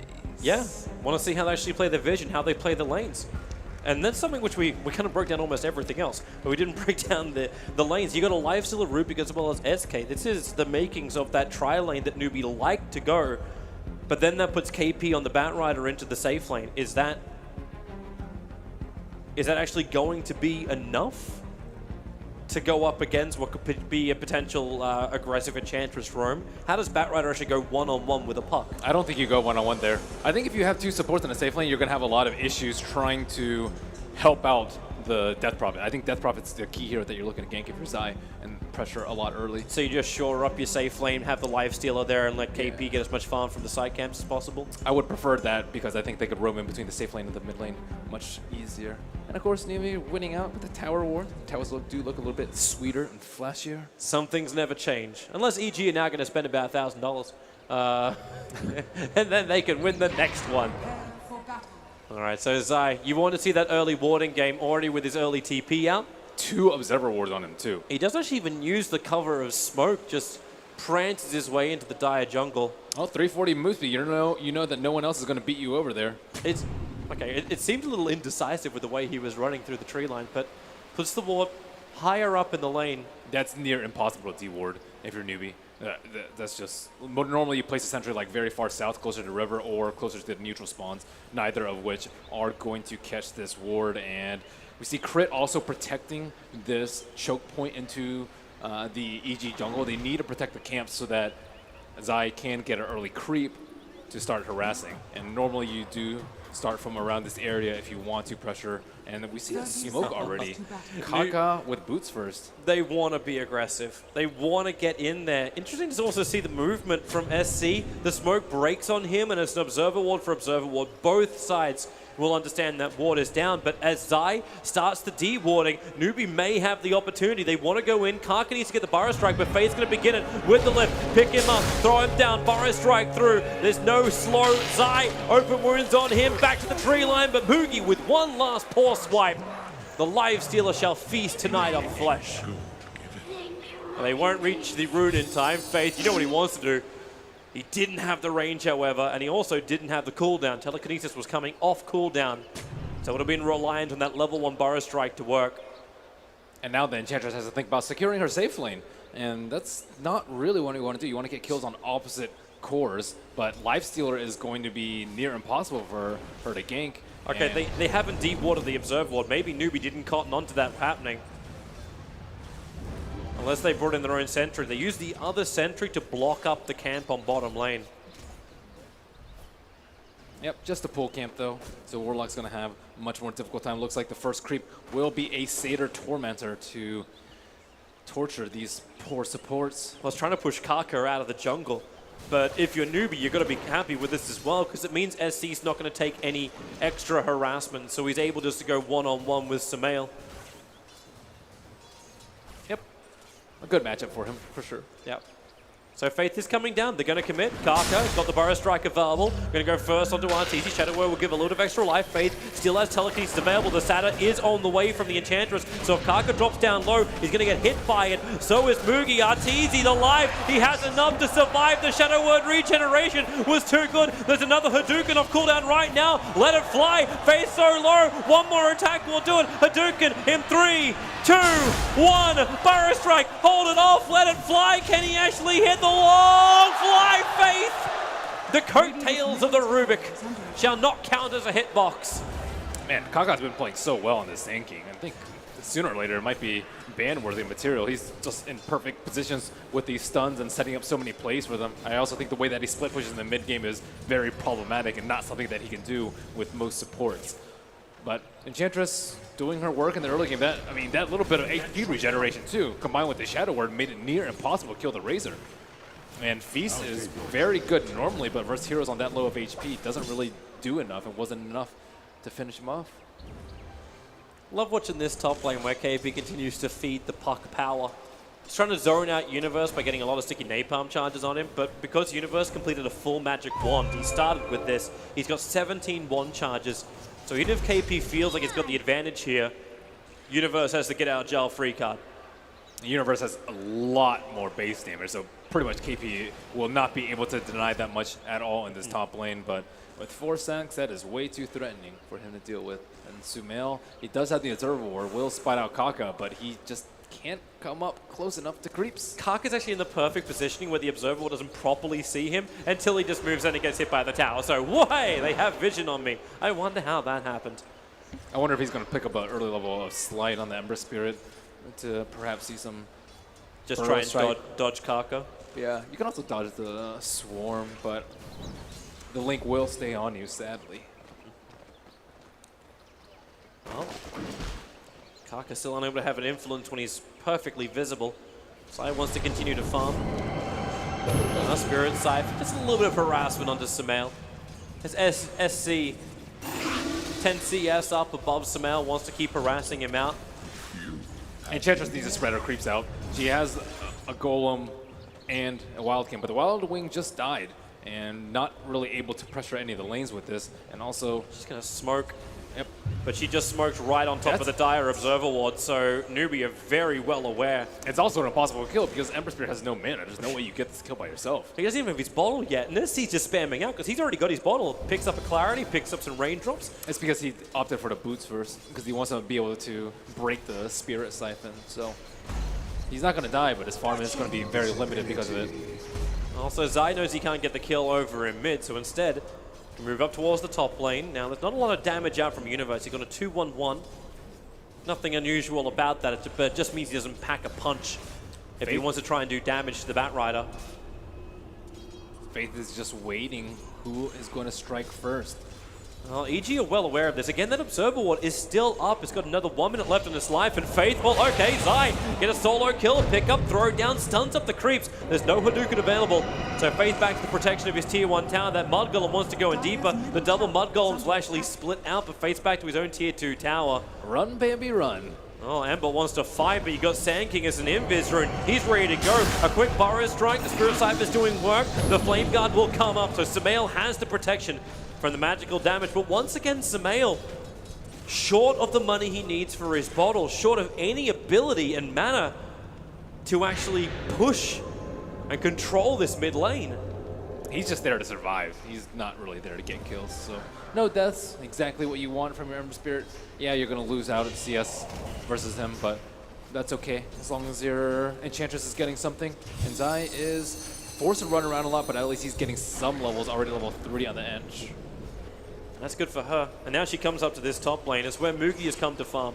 The Lifestealer still hasn't hit double digits for his last hits, compared to his opposite laner, which is the Puck. 17-11 in for Universe. Had a terrific time on that top lane. Bakaka, they're bringing the reinforcements, and Zai appears to be the one they want. They're not going to claim him, however. Back past the tower, Universe goes further north and starts his own TP. Only back to the tier 1 tower, however, realized he couldn't get past the newbie lineup. Enchantress is at that point where she just has ludicrous amounts of move speed because she just keeps getting buffs. It's very difficult to catch her out. Ooh, with the haste rune, that's one of the best ones for Sumail. Threatens a lot of kill potential on the Death Prophet, as well as makes it near impossible for her to drain him. So that's another 2-3 minutes that Sumail should skate by without any deaths. And maybe a good idea to watch how many charges SC is able to actually, well, accrue for the Spirit Siphon. The bottom lane's been quiet, and RTZ, with most of the free farm, has to decide what kind of build he wants for this game. We've seen Blade Mail first, I've seen Lances first, I've seen Midas, BOTs, Drums. There's all sorts of different builds that you can go for the Razor. And this game, it's tricky for him. He needs the armor to deal with the Death Prophet and Lifestealer. Blade Mail isn't particularly good versus them, but what other armor item can you get that's not Newbie's Blade picking Mail? out the issues on bottom lane. Enchantress has stolen one of the catapults. This is actually quite a large thing with the new changes to the catapults. And Karka, double Burrow Strike. A nice connection, but a bond will hold him together. But Arteezy lassoed up. He will end up falling in Faith. If he can get in range for a telekinesis, needs the vision on crit, doesn't actually have it. It's a level 1 telekinesis, so really slow on the range, but it's enough when SC gets a Spirit Siphon off, so crit will end up falling. A double kill for SC. Very greedy from RTZ again, not going for the 1 point and unstable currently. It wouldn't have made that big of a difference over there, but he does this often. There's no one for him to lane against, so you actually don't need more levels of the static link this early, but this will slow him down a lot. His farm's actually not particularly good for no one being in the bottom lane for quite some time. Well, Newbie are going to be very happy with their rotation. Samael pushed the middle lane in a little bit, but Newbie just had the efficiency. Being able to trigger the shrine for 4 people, put SC back in the lane. Get more and more space for Mugi on that top lane. Now he's got Infest, going to be a lot more difficult for the Enchantress just to straight up gank. Samael, okay. Turn for Searing Chains. SC's doing a lot of damage. Flame Guard still protecting in the physical damage. He jumps up. The damage, it will be enough to survive. With a quick bottle charge and TP home. Supports weren't even scared. They didn't even fake the TP. Well, they knew SC was okay. It's going to be even more difficult once he has his Yule Scepter up. We're talking about the fact there's not much of a save for the Death Prophet, but she's had such a good start. Top net worth sitting at 3.6k. Full 700 above the second one, which is the Ember Spirit. Bottom lane getting pushed pretty heavily. KP, Firefly's almost run out. This tower will fall. They're going to burn Fortification. It's still available. They do it on 29 HP. KP knows it's not worth coming in range for the denial. Potentially getting caught out by the Dream Coil. But support didn't come in time. Kaka arrives, but it's already a little bit too late. And a non-greedy build already coming out for Arteezy. Phase boots first for him. No more farming items. Moves going to be pretty key for him. Kite the Lifestealer, kite the Death Prophet. Maybe a phase drone build might be optimal for this stage of the game. Just keep the movement speed up, keep the early fight items going, and make sure he can tank through everything while he tries to steal a lot of damage. Makes sense. How's Mugi looking on that Lifestealer? Looks like Armlet's going to be his first item of choice. Still needs more time to farm up, but he has bought a lot of space on this top lane. Now contesting Razor for that third net worth position.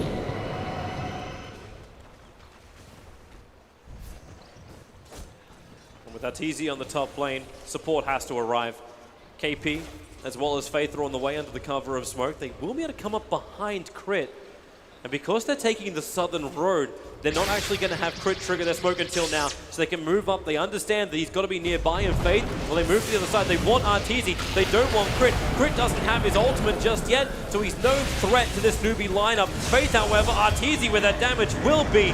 But you get a Rubik in return for both a Warlock and a Razor Death? No, they back up. Samael with a double damage rune has arrived. And they will not take the engagement newbie. They're happy at the 1-1 trade. SCCC was posed near the bounty rune for a fight, but no fight happened there. Although most heroes were there. But Arteezy at least still getting some kills before he goes down in a couple of these fights. Looks like drums will be the build coming out from him. They bring Arteezy back to that top lane. The Dire Observer Ward is paying dividends. The one sitting in front of that tier 1 tower. Crit does have his level 6, so newbie. They have a big choice here. Do they want to try and contest this? Dire's top tower is under attack. Is it worth holding the tier 1 tower? I think with Exorcism, you definitely can.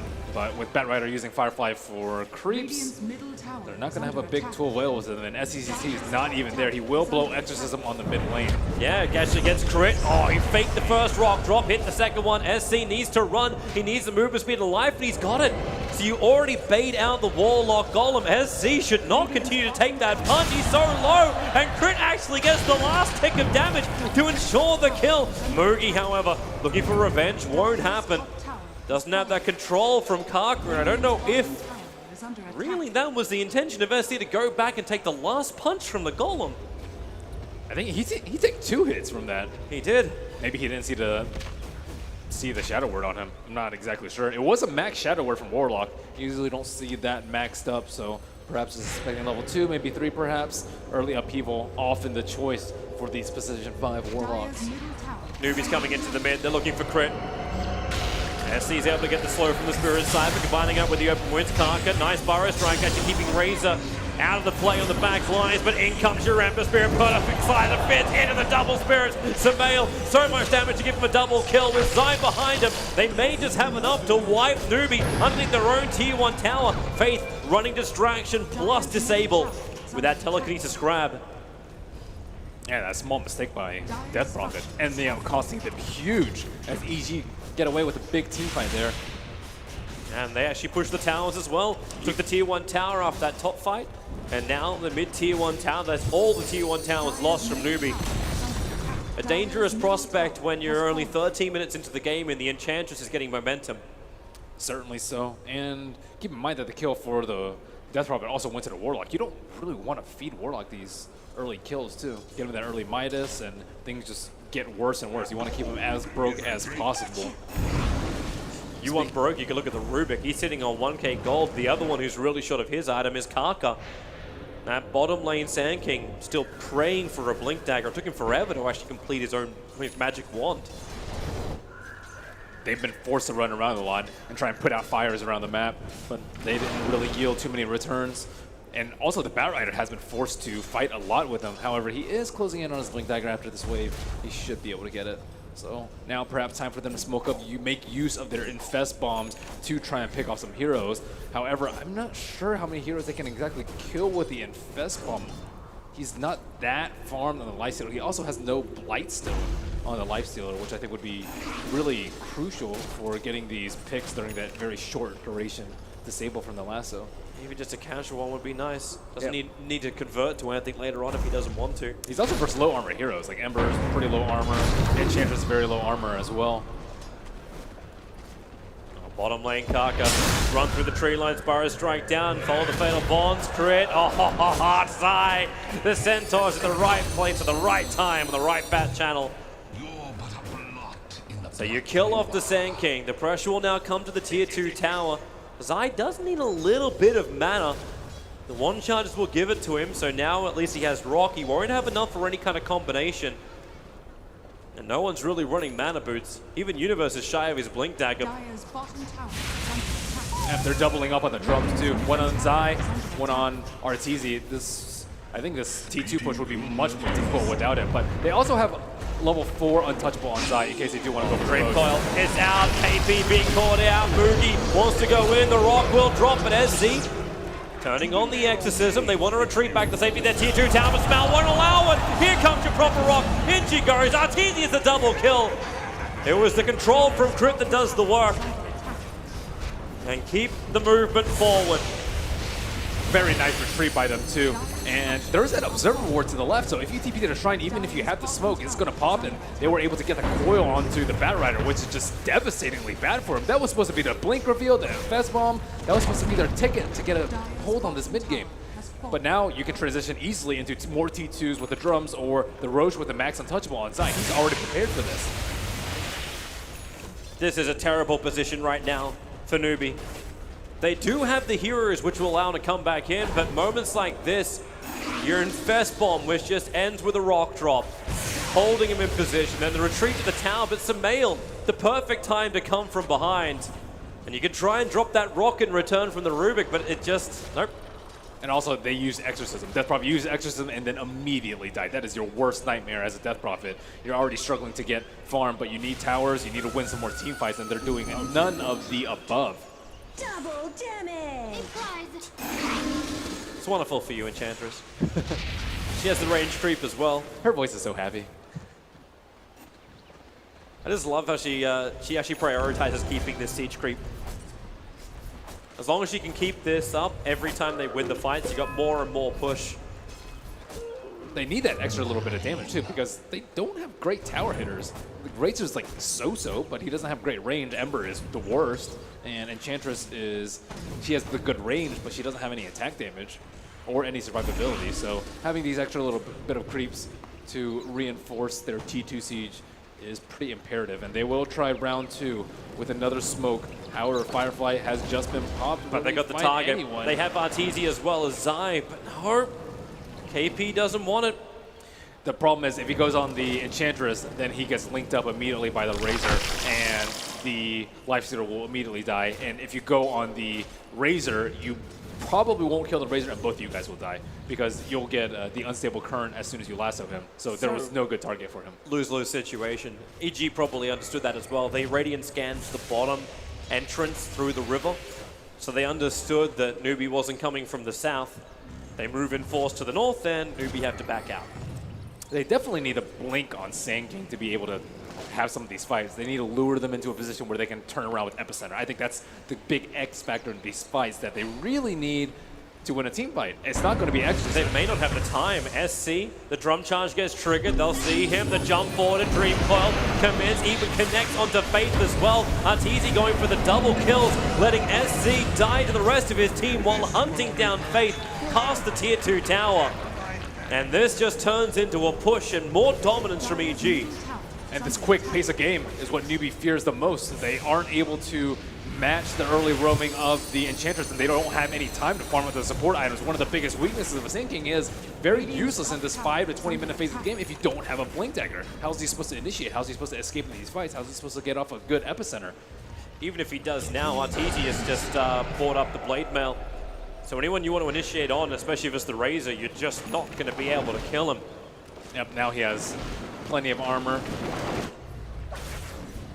Courier still has to make the full trip back out, so they have that opportunity while he doesn't have the Blade Mail. Kaka in through the rear, Burrow Strike needs to get the epicenter off. It's the slow and the damage, but the rocket fatal bomb! It's huge with this mirror jump! It is an absolute disaster in the mid lane. Run away, Newbie, as fast as you can, but there may be no port, a safe one.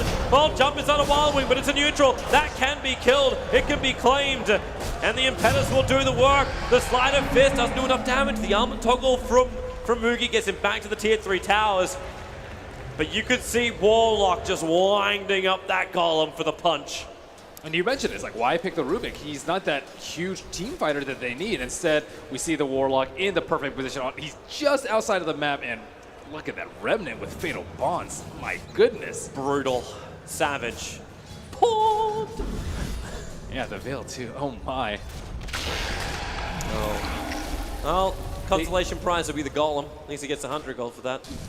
Newbie still have some life left in them. Sand King very close to his Blink Dagger. Kaka just needs 300 gold. They just need those jumps to work then. But how do you do that when EG, they're not giving you the opportunities until they have the Golem up. And then it's more you got to take a 5-on-5 fight. It's you bait out the rock. You infest bomb on somebody, you let your Batrider die because there's no way he's going to survive that. Your life stealer has magic immunity, and then after that, you go in with the epicenter, you go in with the exorcism, and then that's how you win the fight. I don't really foresee them winning a fight in any other way because I think they're the ones that are going to be forced to jump onto EG, not the other way around. If Newbie wait too long, then Death Prophet or any other hero will just get blown up by the Puck combo with the Veil on the Ember. The pings are coming under Roshan at the moment. Another point where Newbie will have to look. The Ultram Universe are keeping a very close eye on it. Okay, there's a smoke. Finally, they have the Blink Dagger on Kaka. This is their time to make a play. They need this to work out. Okay, do they fight or do they Roche? That's the question. They have to fight. Their Roches, it's not good. Okay, not well, good enough. The fact that SC just Crypt Swarmed the mid lane, think they understand what's going on, and the Radiant Scan actually gets triggered as well. So even more information coming the way of Evil Geniuses. They know exactly where Newbie is attacking from, and they will dodge. The Razor pushing the bottom, the Enchantress pushing the top. So they'll let Newbie have that mid-tier 1 tower and waste a smoke. And now it goes back, do you want to do the Roche? This T1 tower is not even down though. SCC slowly trying to right-click it, but this is slow. They're getting so much out of the side lanes, and their position has been revealed. Well, there goes the tier 1 tower. That's a minion army pushing the top lane to the top tier 2 tower. While that's happening, Newbie won't feel about retreating, so EG should understand exactly where they're going to go. And with that, they smoke up, they look to come through the rear. Quick observe waters underneath the Dire Sentry. Obviously, Faith doesn't have the extra vision, needs to run or turn around to get some level of control, but the perfect silence is out. No way to reply, because the jump comes so quickly. I don't think they can think about Roche though. Their right-click damage is just really low. Their like objective thing is okay. Well, take the fight. You've got the Golem up and running. Yeah. Just push, get Newbie to fight you. If they don't, then you just keep pressuring the towers. Use the Enchantress, Stolen Creeps to push. They've been very aggressive about using all their jump charges. Razor's almost out. Enchantress is almost out. But they've claimed a lot of T2s with what seems to be a very poor pushing lineup. And potentially they can just get Ags on Razor and then try and end the game in a timely manner before Newbie can get their big team fight items. Do you feel like they need to be pressured to actually build the Ags or just feel confident enough in the team fights? Their tower push is just so weak that you have to have some sort of building hitter. Well, the Aghanim Scepter would fill up for that. But it does add the, way. That's a spillage. the only mistakes he makes are out of game. It just Okay, so if he messes up the next team fight, it's because he got monster in his eye. The retina starts to burn. good old monster. Just wait till you queue someone up on the wrong server. What? What are you giving me that shake of head, Toby? Nothing, my lady. That was an epic moment. I can't believe that actually happened. That sounds like just a fable. See, that's what you need for the hype off. That's exactly the Throwing moment monster you need at for the people? hype. That's exactly what you need. The classic moments of history of Dota. And then those players retire. Or one of them at least. Good times. Good times. Yeah. So let's think a little bit more about this game. We are now, 22 minutes into it. EG are in a commanding position, holding control of the map. Is there a late game that Newbie can play for?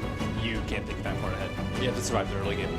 Okay. You lose T2, you lose Roche, you get Axe on Razor, you have to defend the high ground. You can't think about 20 minutes into the future. It will not last that long. Okay, so high ground defense then. High ground defense, yeah. How do you itemize and position yourself to actually defend high ground? You seem to have a decent amount of clearance with like Fade Bolt and Crypt Swarm. Most creep waves shouldn't survive getting into the high ground.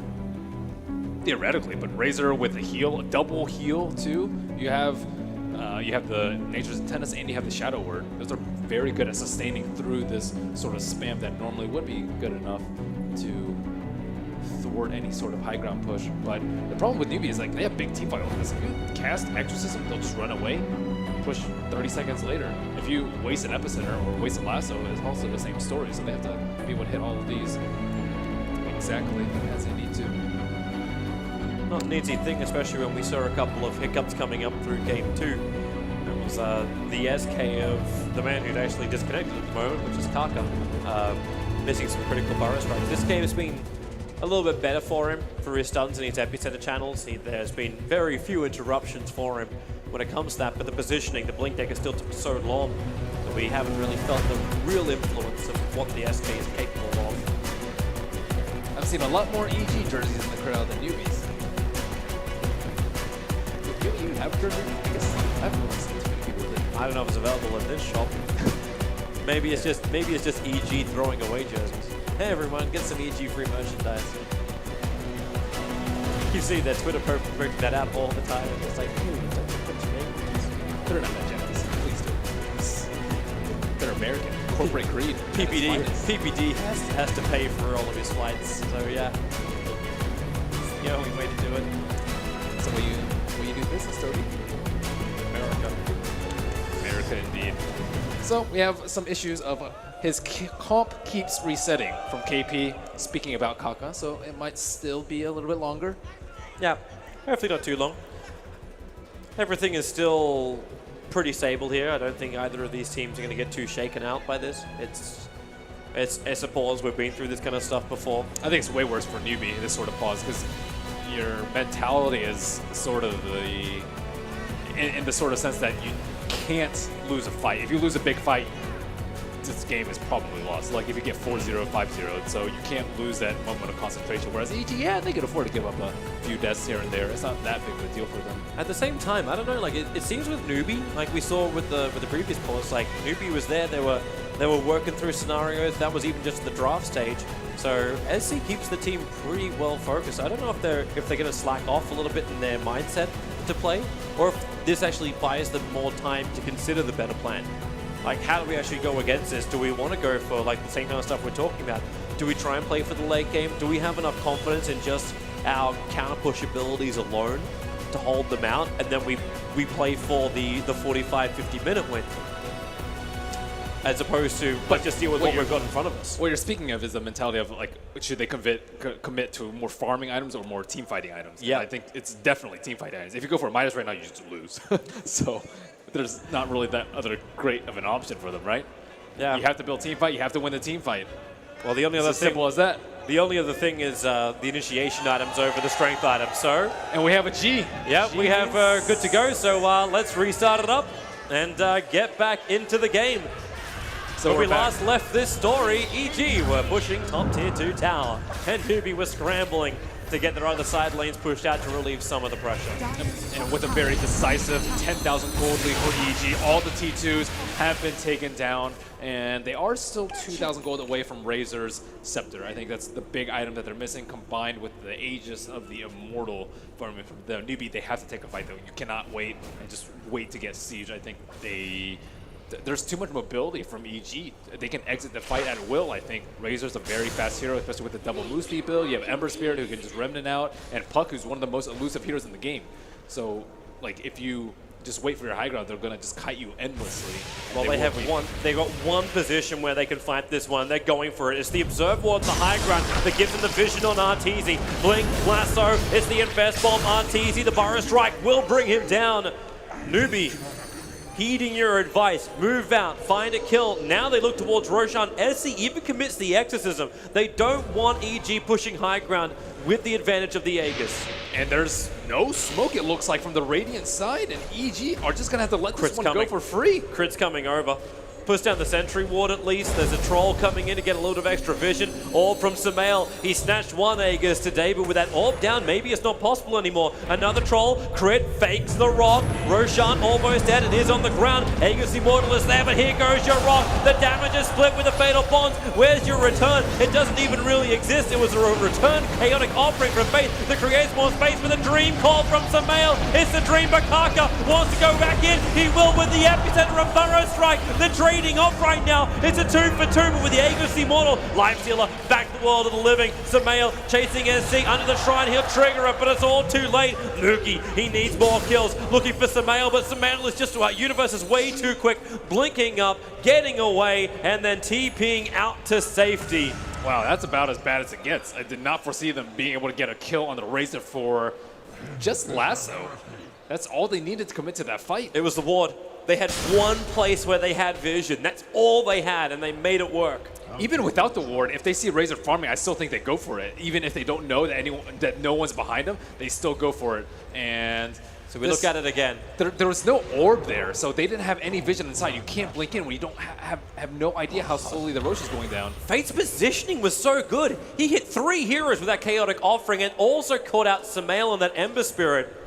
Yep, and he gets silenced up in a long duration silence and is dead to rights. Kaka, big epicenter coming on through, and yeah. I can correct my call with Universe being on the puck. He was the man who got the dream call off in that fight. Oh, now the gold lead has tightened to less than 7,000 off the back of that, and EG's dream of going high ground before 30 are dashed after that. And it's going to be more. Like, it's the confidence for Newbie to push across the river. Moogie's taking the tier 1 tower on bottom lane with no contest from EG. And they know they don't want to. KP, Firefly's up. He'll see the Observe Ward planted down. And this is a critical thing to lose, is vision. EG need this to know when Newbie push out to see when this Batrider's looking for an Infest Bomb. Yeah, I'm trying to think of things that can prevent the Infest Bomb from killing the Razor. He did go for the drums and the Blade Mail, but Blade Mail, you usually get Lasso before you can pop anything, and that little bit of armor is not going to really help you too much. Samael can give his Lincolns. Like, that's one thing they could do. But he could have also just built the Lincolns himself to begin with, and then you don't have to worry too much about the force type, and it provides you a fairly decent HP buffer while giving you some sort of semblance of armor. Yeah. Again, the Blade Mail is not that great versus heroes with huge amounts of lifesteal, Lifestealer himself, and the Spirit Siphon from the Death Prophet, as well as being able to use yourself, being invulnerable while dishing out. But as you said, like, he needed to have a little bit of extra armor. He still needs to have the Aghanims for the push. There's still plenty of other items. You can go like Solar Crest, let's say. Solar Crest has been insanely popular on cores, and it looks like they are prioritizing on the Warlock, but I don't think that Blade Mail was the item. Well, Newbie are going to enjoy this moment. See how long that moment does last. As EG will slowly start to balance things out, even though both Gold and Experience is starting to level out between the two teams at around the 0 mark. And SC will push the top lane. Catapults there as well as the creep wave. EG are arriving on the bottom lane with a Stolen Dire Catapult.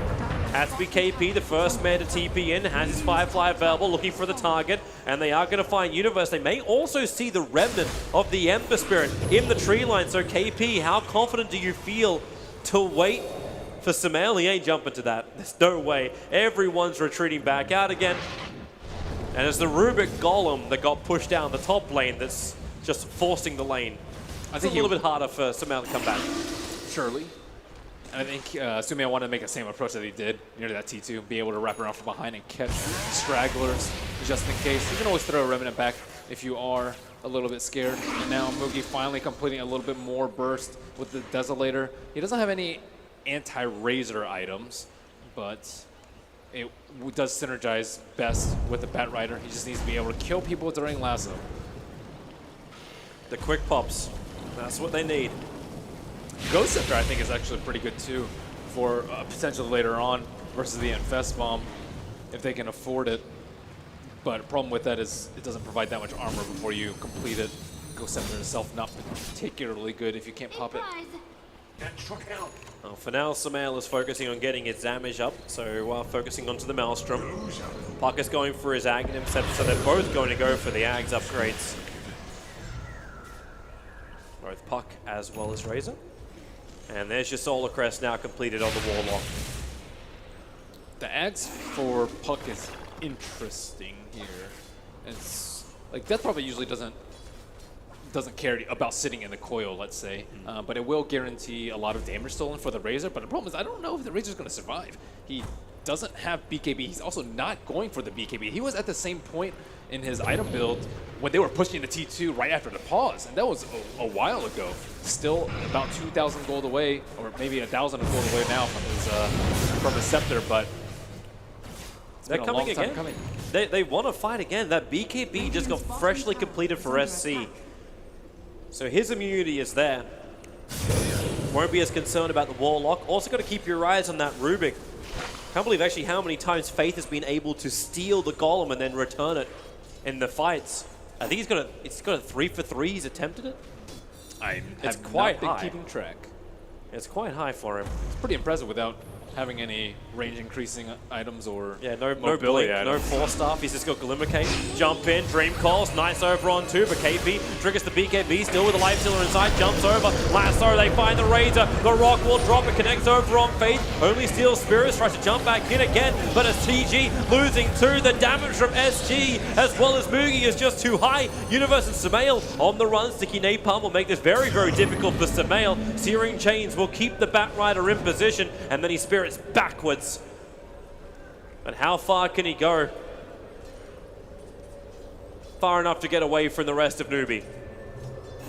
And TP out safely under the cover of fog. Just wasting a little bit of their time, sending them on a wild goose chase. But again, Razor dies at the start of the fight. They try and drop the Rock. Still, it's not enough damage prevention from them. They need more items to buff up the Razor. And whether it's like Lotuses, Solar, which they did have, but I don't think they were able to cast on the Razor in time. It's just extremely bad for the Razor when he just dies at the start of the fight without getting any of his spells off. But it's funny too, like where the start of the fight is. Like Universe is starting the fight on like the far eastern side of that dire jungle, and Newbie, they almost accept it. They have enough to get him out. The BKB was able to protect KP. Second they see Razor, they shift everything onto Arteezy. He's the primary target, #1, bring him down, and then they deal with everybody else. He's our best anti-BKB at this point, and with Rage always going to be a problem and 2 BKBs on the other cores, then they need some anti-BKB damage. But if you kill Razor to start, you're going to lose the fight. Yeah.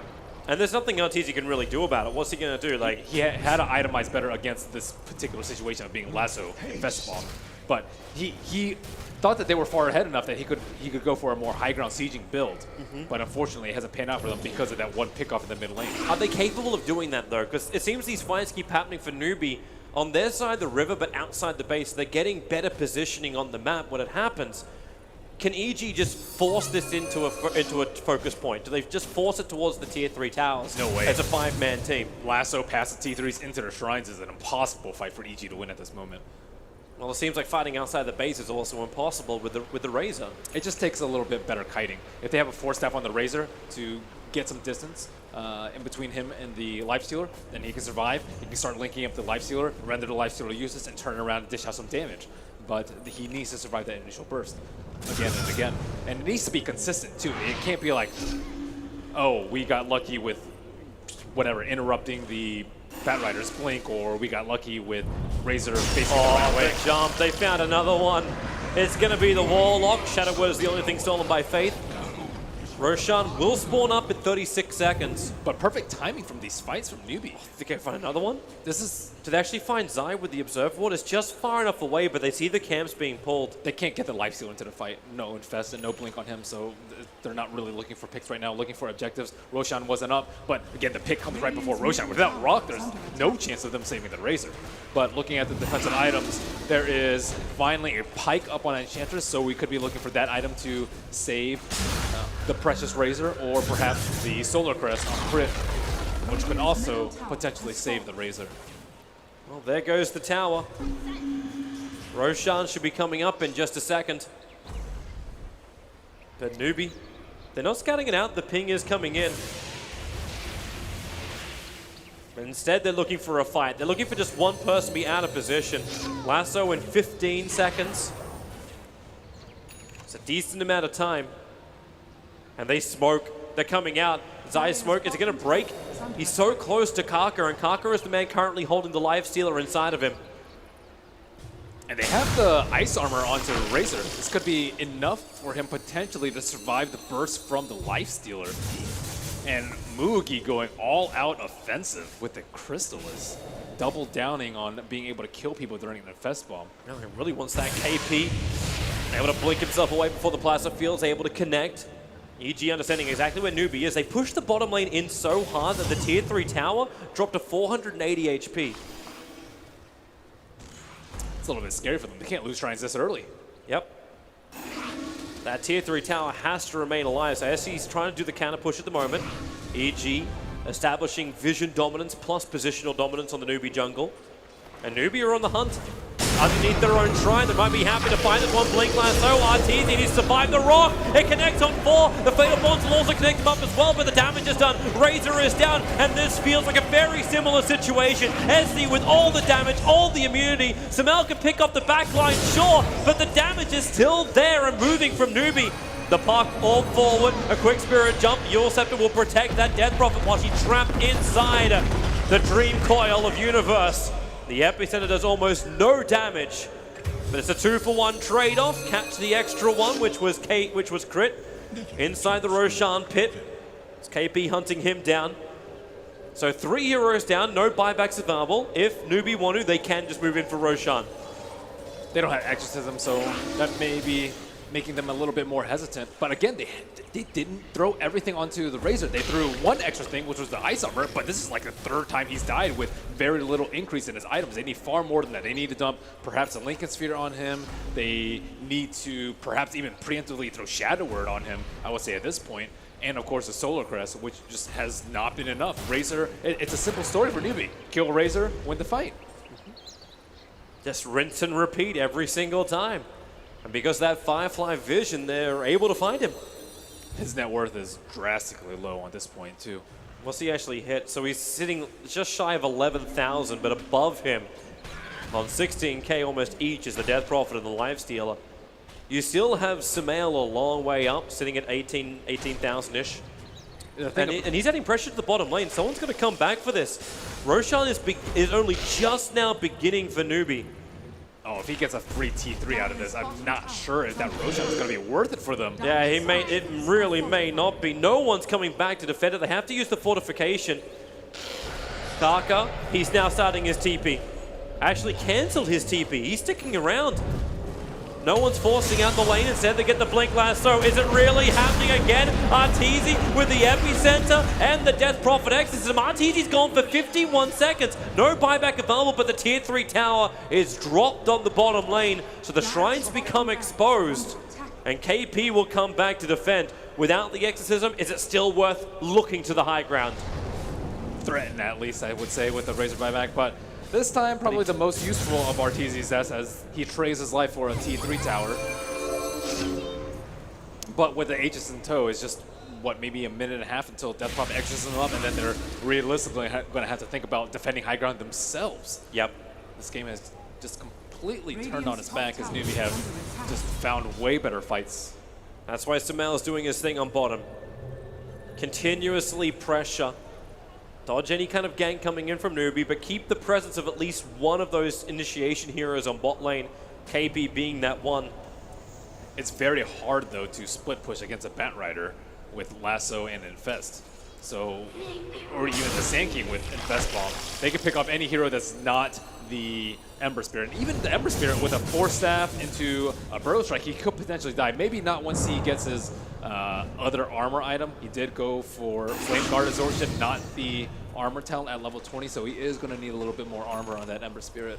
Which is why he's building in for the Shiva's Guard. Yeah, but ideally you want the Razor to be able to build this. Like, where his item progression been? His drums are useless right now because He finished Aghanims, all right? He got to Aghanims, man. The BKB can come shortly after. that's just more HP for Lifestealer to feast, though. Is BKB even going to save him? I don't know. At this point of the game, he's being initiated before he could even hit the button for BKB. Yeah, And if he does hit the BKB button, he's still lassoed up, and the physical damage of the Lifestealer rips him apart. Same with the Exorcism. You've got two huge sources of physical damage coming in from Newbie, where immunity from magic, it only stops the pop. Yeah, it might actually be time to build something like a Halberd. It's not the greatest item on Razor, but a lot of the items overlap. Like, you already have a Shiva's. You're not going to be able to farm an AC. The Solar Crest has already been built, so your actions are your options are very limited. Vlad's is a very poor choice with no melee heroes on his team, and yeah, Very smart from Smail. TP'd out just as Newbie brought almost their entire force to the bottom lane.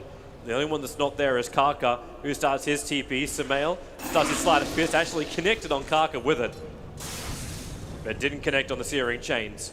So Newbie pushed to the tier 2 tower on bottom lane. Radiant's bottom But tower EG are now doing what they like to do. Let's do a split push. Look for another tier 3 tower if they can claim it.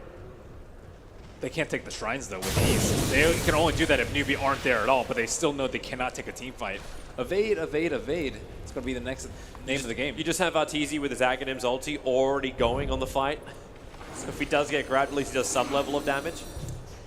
Like 10 strikes of Eye of the Storm. Something like that. Kaka right behind him. Has the Burrow Strike available as it actually hits the stun. Dire's top tower. Samael will get into the tree line thanks to this little remnant away. Arteezy starts his TP out and will succeed. Close.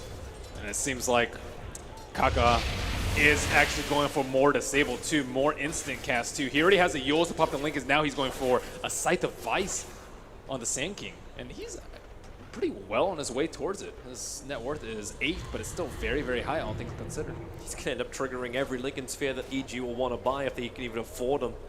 Yep. Normally he goes for the Ags, but he doesn't really need to escape this game because EG aren't hunting him down at all. It's Kaka doing the hunting. There's going to be more hunting as well with KP if he can pick up that Shadow Blade of his. Can get in close, as we can see on the graphs, the advantage. The experienced one swings and shows the story a lot better for Newbie. A long way ahead. And they're coming in. Radiant's With the top Cheese tower on the Death is Prophet, under she's attack. very confident to hit the front lines with Octarine as well. It's a lot of regeneration. And the Lifestealer is 100 gold. So once this tower will drop, he'll have enough for the full Bloodthorn. Yeah, Bloodthorn's great for multiple reasons. Firstly, it gets rid of the Solar Crest evasion onto the lassoed Razor. And secondly, just really good at popping Lincolns and just dealing with these elusive heroes like the Puck and Ember Spirit, who need to be silenced for long durations of time in order to be killed. So, Aegis will not be of great use for them. It will time out shortly. It's just about getting control of the map back again. There's no reason to force any kind of high ground fight. You can wait for the next Roshan, because he may spawn up in 3 minutes, he may spawn up in 6. It's just the timer they have to wait for. But in the meantime, Newbie are building up bigger and bigger with the Bloodthorn done. Mugi is able to have some really good control against that Puck, who's only got the Yule Scepter to try and dispel it. His supports can't really help out. There's no Lotus Orbs to help out just yet. They need more time. And while time goes on, initiation also gets better. There's that Shadow Blade I was talking about onto KP. With BKB, they can't interrupt his initiation. The Aghanim Scepter is there for Universe, but the initiation from KP, when he jumps in, they kill him on the spot. It's not about a drag back for Newbie. This will be easier too for Kaka. Crit can't do anything. Shadow Words himself up, so that'll end up getting stolen by FaZe. Doesn't want to commit anything larger, because if he does, he'll end up just giving it over towards the Rubik. So quite a simple kill for Newbie. Still, they keep looking for +1. They know that Warlock isn't terribly effective at pushing out lanes out himself. He's just trying to cover someone's tracks, just in case they get jumped, which was the Ember Spirit in this case. SC trying to be really quick on Universe. Couldn't get an attack in, hence the blink away was successful. Now more anti-split pushing items coming in so that Death Prophet can finally go for that huge culminating fight outside of the T3 tower. That's what they're aiming for very, very shortly, so they can sweep a team fight into a T3 push and get that much closer to victory. Inch by inch, get one game up in the grand final. You'll be happy with that. It's kind of sad that the Lifestealer hasn't had to build any anti-Razor items. Razor is seen as a hard counter to Lifestealer, but this game you don't need it. Like Razor is deleted for the fight at the very start. Wow, BOT2's committed by the Death Prophet. Well, it's probably the only way she can get directly into the fight at the start. Now they can have extra damage combined with a lasso. Now they can just TP her in with Exorcism to catch a hero like the Razor, even if he BKBs and tries to run away. But now Sumail is still retaining the net worth lead despite EG losing a lot of map control over the last 10-20 minutes. Well, Sumail spent most of his time doing what, well, we've seen Naga do earlier today. Split push, split push, split push. Keep Newbie on the back foot, keep Newbie wondering if they can push him without having a level of trade. And this is what they want to do. There's that BT's going to work. Arteezy, he doesn't get to do anything at all. Blade Mail was triggered, but they just don't care. As you said, the regeneration's just too high. And now they're going to try and force the buyback. It's already a 13,000 net worth Arteezy. He'll have to spend 1,200 to get back into this fight, and he has no other choice. SC with Exorcism is going to force into the tier 3 tower. So either you let this mid-Rax go, or you buy back on the Razor. So the jump in, quick slide of fist, the damage on the SC quite high. Remember, he's still got the cheese. Defensive Yule Center up to start with, and they just force staff him away. And Glimmer Cape for safety. T3 still up though, but is Razor even that integral to EG's defense? They're pulling the rock skids. Go out, go back in again. Look for the opening. Their team fight's much weaker though. No Infest, no Exorcism, Lasso just cooled down, but might as well play it a little bit safe. Roshan is so close to respawning. Well, they can still just rely on KP. Like, he's infested inside of him at the moment. Now, so they can still go for the jump with the lasso. However, it's EG's turn now. They have to be able to take a fight now, or else the impending Aegis push might be their doom. How do they actually initiate these fights? I think it's just all up to the Ember Spirit to just cause havoc everywhere. Stop blinks, preemptively pop BKBs, and just enter and exit the fight at their will so that Razor can finally come in and nullify the effects of the Lifestealer. But I don't know if Sumail can do everything on his own. Well, they're going to try it. 5-man smoke up. Roshan could have already come in. Kaka, the Burrow Strike and Blink Away, actually broke the smoke of Evil Geniuses.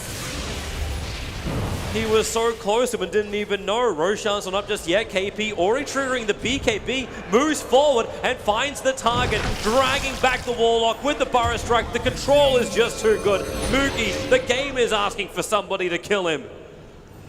Somebody kill this man. Yeah, Moogie, I think his build is just like incredibly ballsy too. Just not a fear in the world, just relying 100% on KP's control of the fight, and it has paid off tremendously for him. If you back down for defensive items, you might not be able to kill the Razor in time and keep him in this realm of poverty.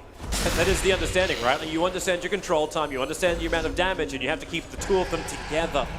Now Roshan will fall, so Aegis and Cheese to be dropped. They've already got one cheese over in SC, so someone else can take the secondary cheese. Looks like KP's preparing himself for that. So Aegis the Immortal into the Lifestealer, and KP has the cheese.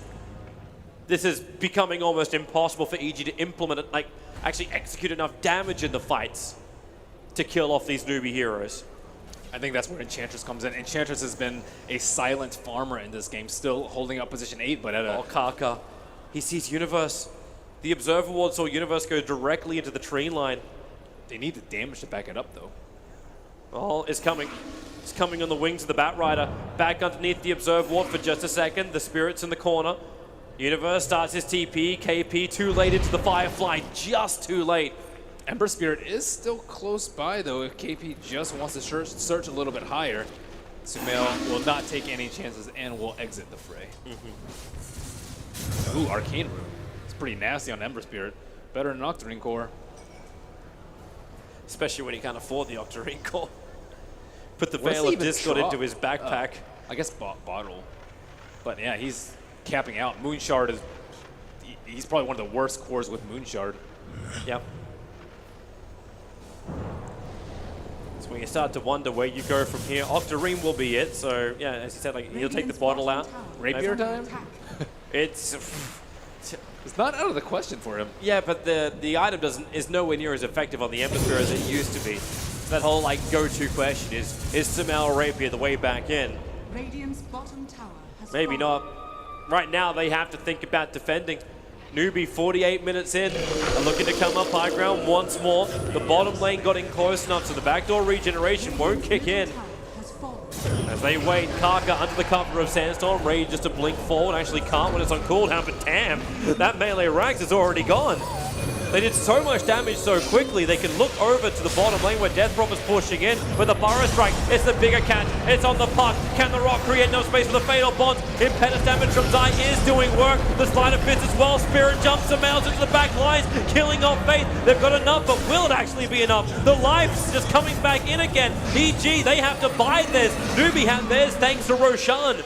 Still kept in here by the Dream Call. Trigger off the Lincoln Sphere, the silence of the Ember Spirit. Mugi getting in close, needs more hits, and damn, he hits hard! Sumail is falling, he's gone, and then TP out. You'll set the Cantalis, the sole survivor from Newbie. Mugi, he has to fight, he's got Infest available. He's running down south, Arteezy stealing up that damage, and the ticket to freedom. Watch the creepy. Wait for it. They know they're pinging it. It's actually dying to the creep wave. Run away! Run away! He can't run fast enough. He actually has his armor turned on. Let the actually damage go. Does he have enough lifesteal to go through crit? He wants to. The orb's on him, but Universe. There's your silence. And Arteezy. 1,093 gold for claiming the 10 kill streak of Mugi. Finally, they keep themselves alive. They actually went on the puck this time instead of the Razor. Razor was actually able to just go in there and do damage at will. And also Ember Spirit with the Arcane Rune. He probably did like 4 times as much damage as anybody else on EG's side. He just comes in for the back line and demolishes them. And it looked like a good opening. You can't underestimate the power of this Ember Spirit, though. He's just remnanting around, just casting chains constantly, and even the Maelstrom constantly hitting on all these heroes is ridiculous. And he's just left unchecked completely in this fight until close to the end. But so much damage has already been done. Exorcism already returned back to the Death Prophet. It's the 2 buybacks as well on the Razor and the Punk. If they didn't find those kills after buying back, then it really wouldn't have been worth it. Like, both of them had to expend it, which does give you the other flip side, right? So now Newbie, okay, well, 100% no was maybe a little bit strong on the first little hit. But now Newbie are also sitting there going, they've got a 6-minute window, which maybe actually be broken up a little bit harder here. The BKB triggered, they don't get the kill. But without these buybacks, if Newbie forces again, EG will not have those heroes, not to mention the long death timers. So EG have to be very, very cautious about how their next fight pans out and when the next fight pans out. Hey, they definitely need to keep check of the runes, too. Like, DD and Arcane for Sumail would probably be ideal for them if he can get these fights. And Arcane runes, it's like another item and a half for him, potentially. And combine that with like an Octarine that he might be picking up soon, he can almost be like permanently in Sleight of Fist, which makes it impossible for you to kill him. Arteezy has his BKB. 51 minutes it took to reach it. He can still die though. Even if you pause BKB before the lasso, he can still die. Is that just because of the insane damage coming out from Mugi? Yep. How much is he hitting for? So 167 plus 194. And he's rapidly approaching the Abyssal Blade. And he has crit, and he has minus armor. So I think it's a lot more than the plus damage tells. How do you actually kill him when he's also walking around? Like, that's 35 armor. you get to level 25 on Razor, you get the more link you get the more link, and you just link him up. He has a lot of attack speed, so any sort of minus damage is going to limit his damage output greatly. But RTZ's still struggling to get level 25, only level 22 at the moment. Well, Newbie will be patient. Again, we might want to look towards that Roshan time. Potential spawn time is in 2 minutes. And they're hunting. Newbie have to control the runes, though. The runes are so important right now for them. And even just denying them is going to be crucial. Concerned of the double damage. Arcane rune for the Death Prophet, too, could be huge for them. I don't think he's been able to snag one before these fights, but the double cooldown reduction actually make that, yeah, only double. He didn't go for the cooldown reduction talent at 20. He actually went for 50 move speed. I wonder if SC actually wants to spend some of this money that he's got. Oh, that Dire Observer, you can see how scared. They already got a couple of hits into it, and Crit's not taking the risk. They're trying to get out of here. The Batrider wants a kill. Lotus Orb will protect Crit, so KP knows he cannot blink lasso onto him. He could. He'd still die. It's not like they need the Batrider there for the damage. It's all Moogie. But if you do it, you still need to have that lasso for the Razor now. Yep. Like, you actually have to hold off. Yeah, they can't kill the Razor if he's not lassoed. BKB need to run around, no problem. He can easily kite the Exorcism Spirits. Is that the birdie? Like, it's like the kill this little thing right here I'm dangling in front of you. One of the 2 heroes in EG that actually has buyback is the Warlock. Yep. That's why he was out so far.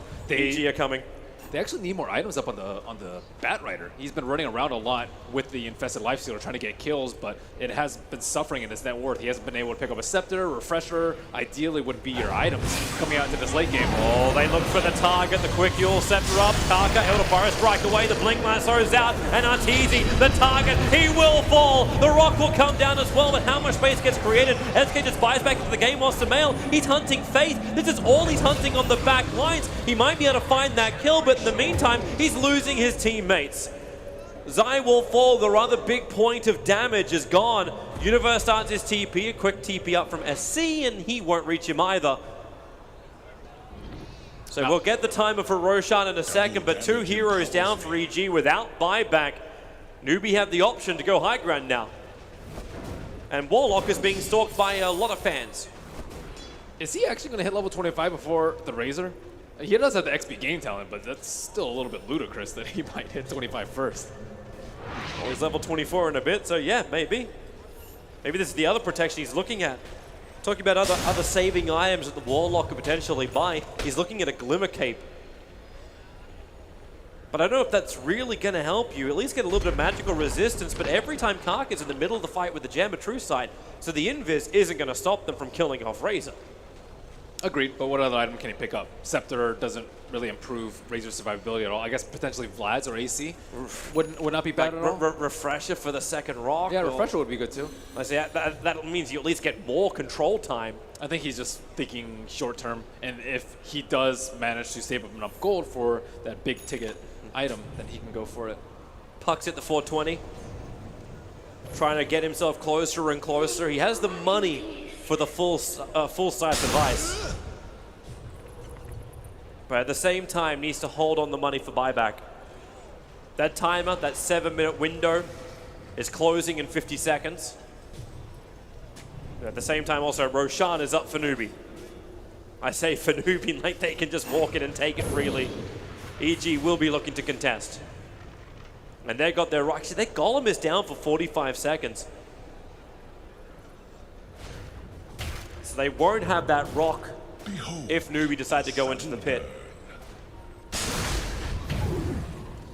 And eyeing the start of the fight, how will this go? Ember Spirit has no more Lincoln Sphere on him, instead opting for a Manta style, so he could potentially be the last target. I think if you can get him over to the Razor, you would definitely go for it. I look at his quick buy. If you ever wanted to have like a reason why an Ember Spirit wouldn't go for a Rapier, he's got himself Dagon level 5 inside of his quick buy. But the initiation, KP's on the hunt, moving forward, the Blink Lasso, and again, they're going to find the Enchantress, so one of the damage deals will be brought down, maybe not. Zai, force-staffed away, the Lotus Orb protected him just enough. A quick little grab, the Epicenter is coming in with the Burrow Strike, that's in enough for the rock, and Fatal Bonds, Newbie are in a horrific position. They still need the damage. Arteezy moves forward, 224 stolen, throwing it into Moogie, who stands his ground and will die for the a cause. SC still alive for the moment. Yule Scepter, bring him up and towards the air. Live Zilla buys back, looking to fight harder. SC will fall. Samael with a double kill, and Kaka cannot hide. The gem has been stolen. His Burrow Strike range, however, it'll give him the movement, but Samael is there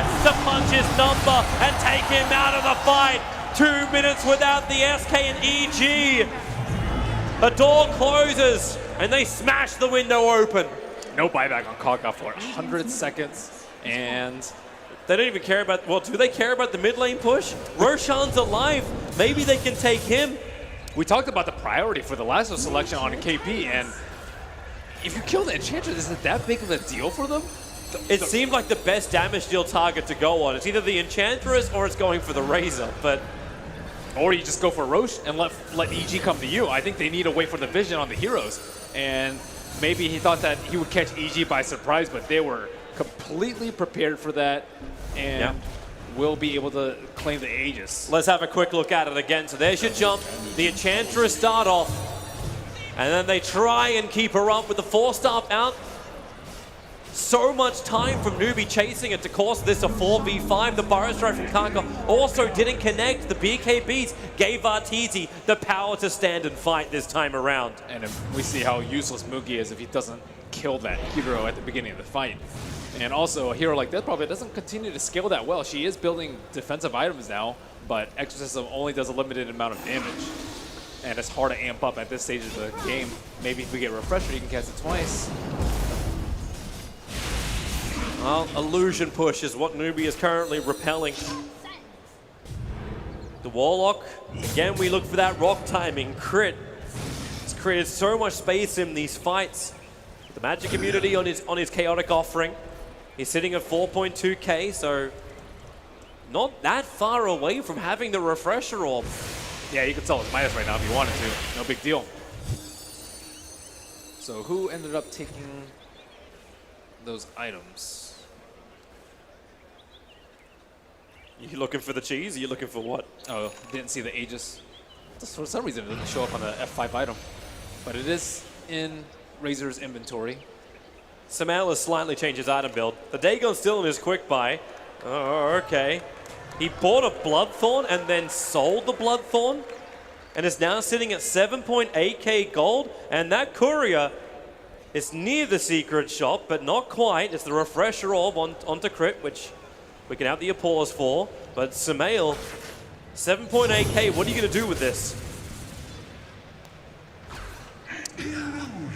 Looking at his talents, I mean, the cooldown reduction is way better for Rapier, I would say, if you are going to go for Rapier. He's moving to the shop. Like, it's almost all eyes on Samael at the moment. Does he do it? He's walking over. The shopkeeper. Is it time?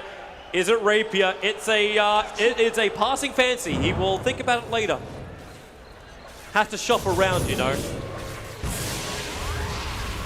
Yeah, sadly he doesn't have the cleave or the crit to synergize that well with it. So, I mean, potentially later you can. It's just so hard to actually deal with the Ember Spirit right Here now. they come, Blink Lasso, it's Arteezy, grab, drag, all the way in. Remember, he's got the Aegis to the Immortal, but he's still very deep inside the base. Burrow Strike is stopping Zai from pumping out his damage, as Samael needs to keep that control up on the rock. It hits hard, Newbie's in trouble inside their own base. They're being pushed in deeper and deeper. It's still only the Rubik dead, however. Now the Death Prophet will join him. KP can't survive.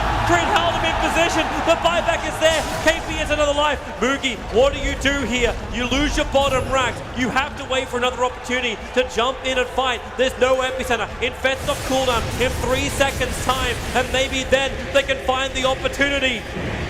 The tier 3 towers are under siege at Newbie. This game has been so back and forth. They want the opportunity. Sand King is the one to do it. Blink, Burrow Strike, the jump out. Mugi took so much damage, however. He needs to kill off Warlock, and he's got him. The Chaotic Offering pops out of him, but now the Batrider is down. Wasn't worth it. It is for EG. They have brought down 4 with no buybacks, and GG. Evil geniuses. They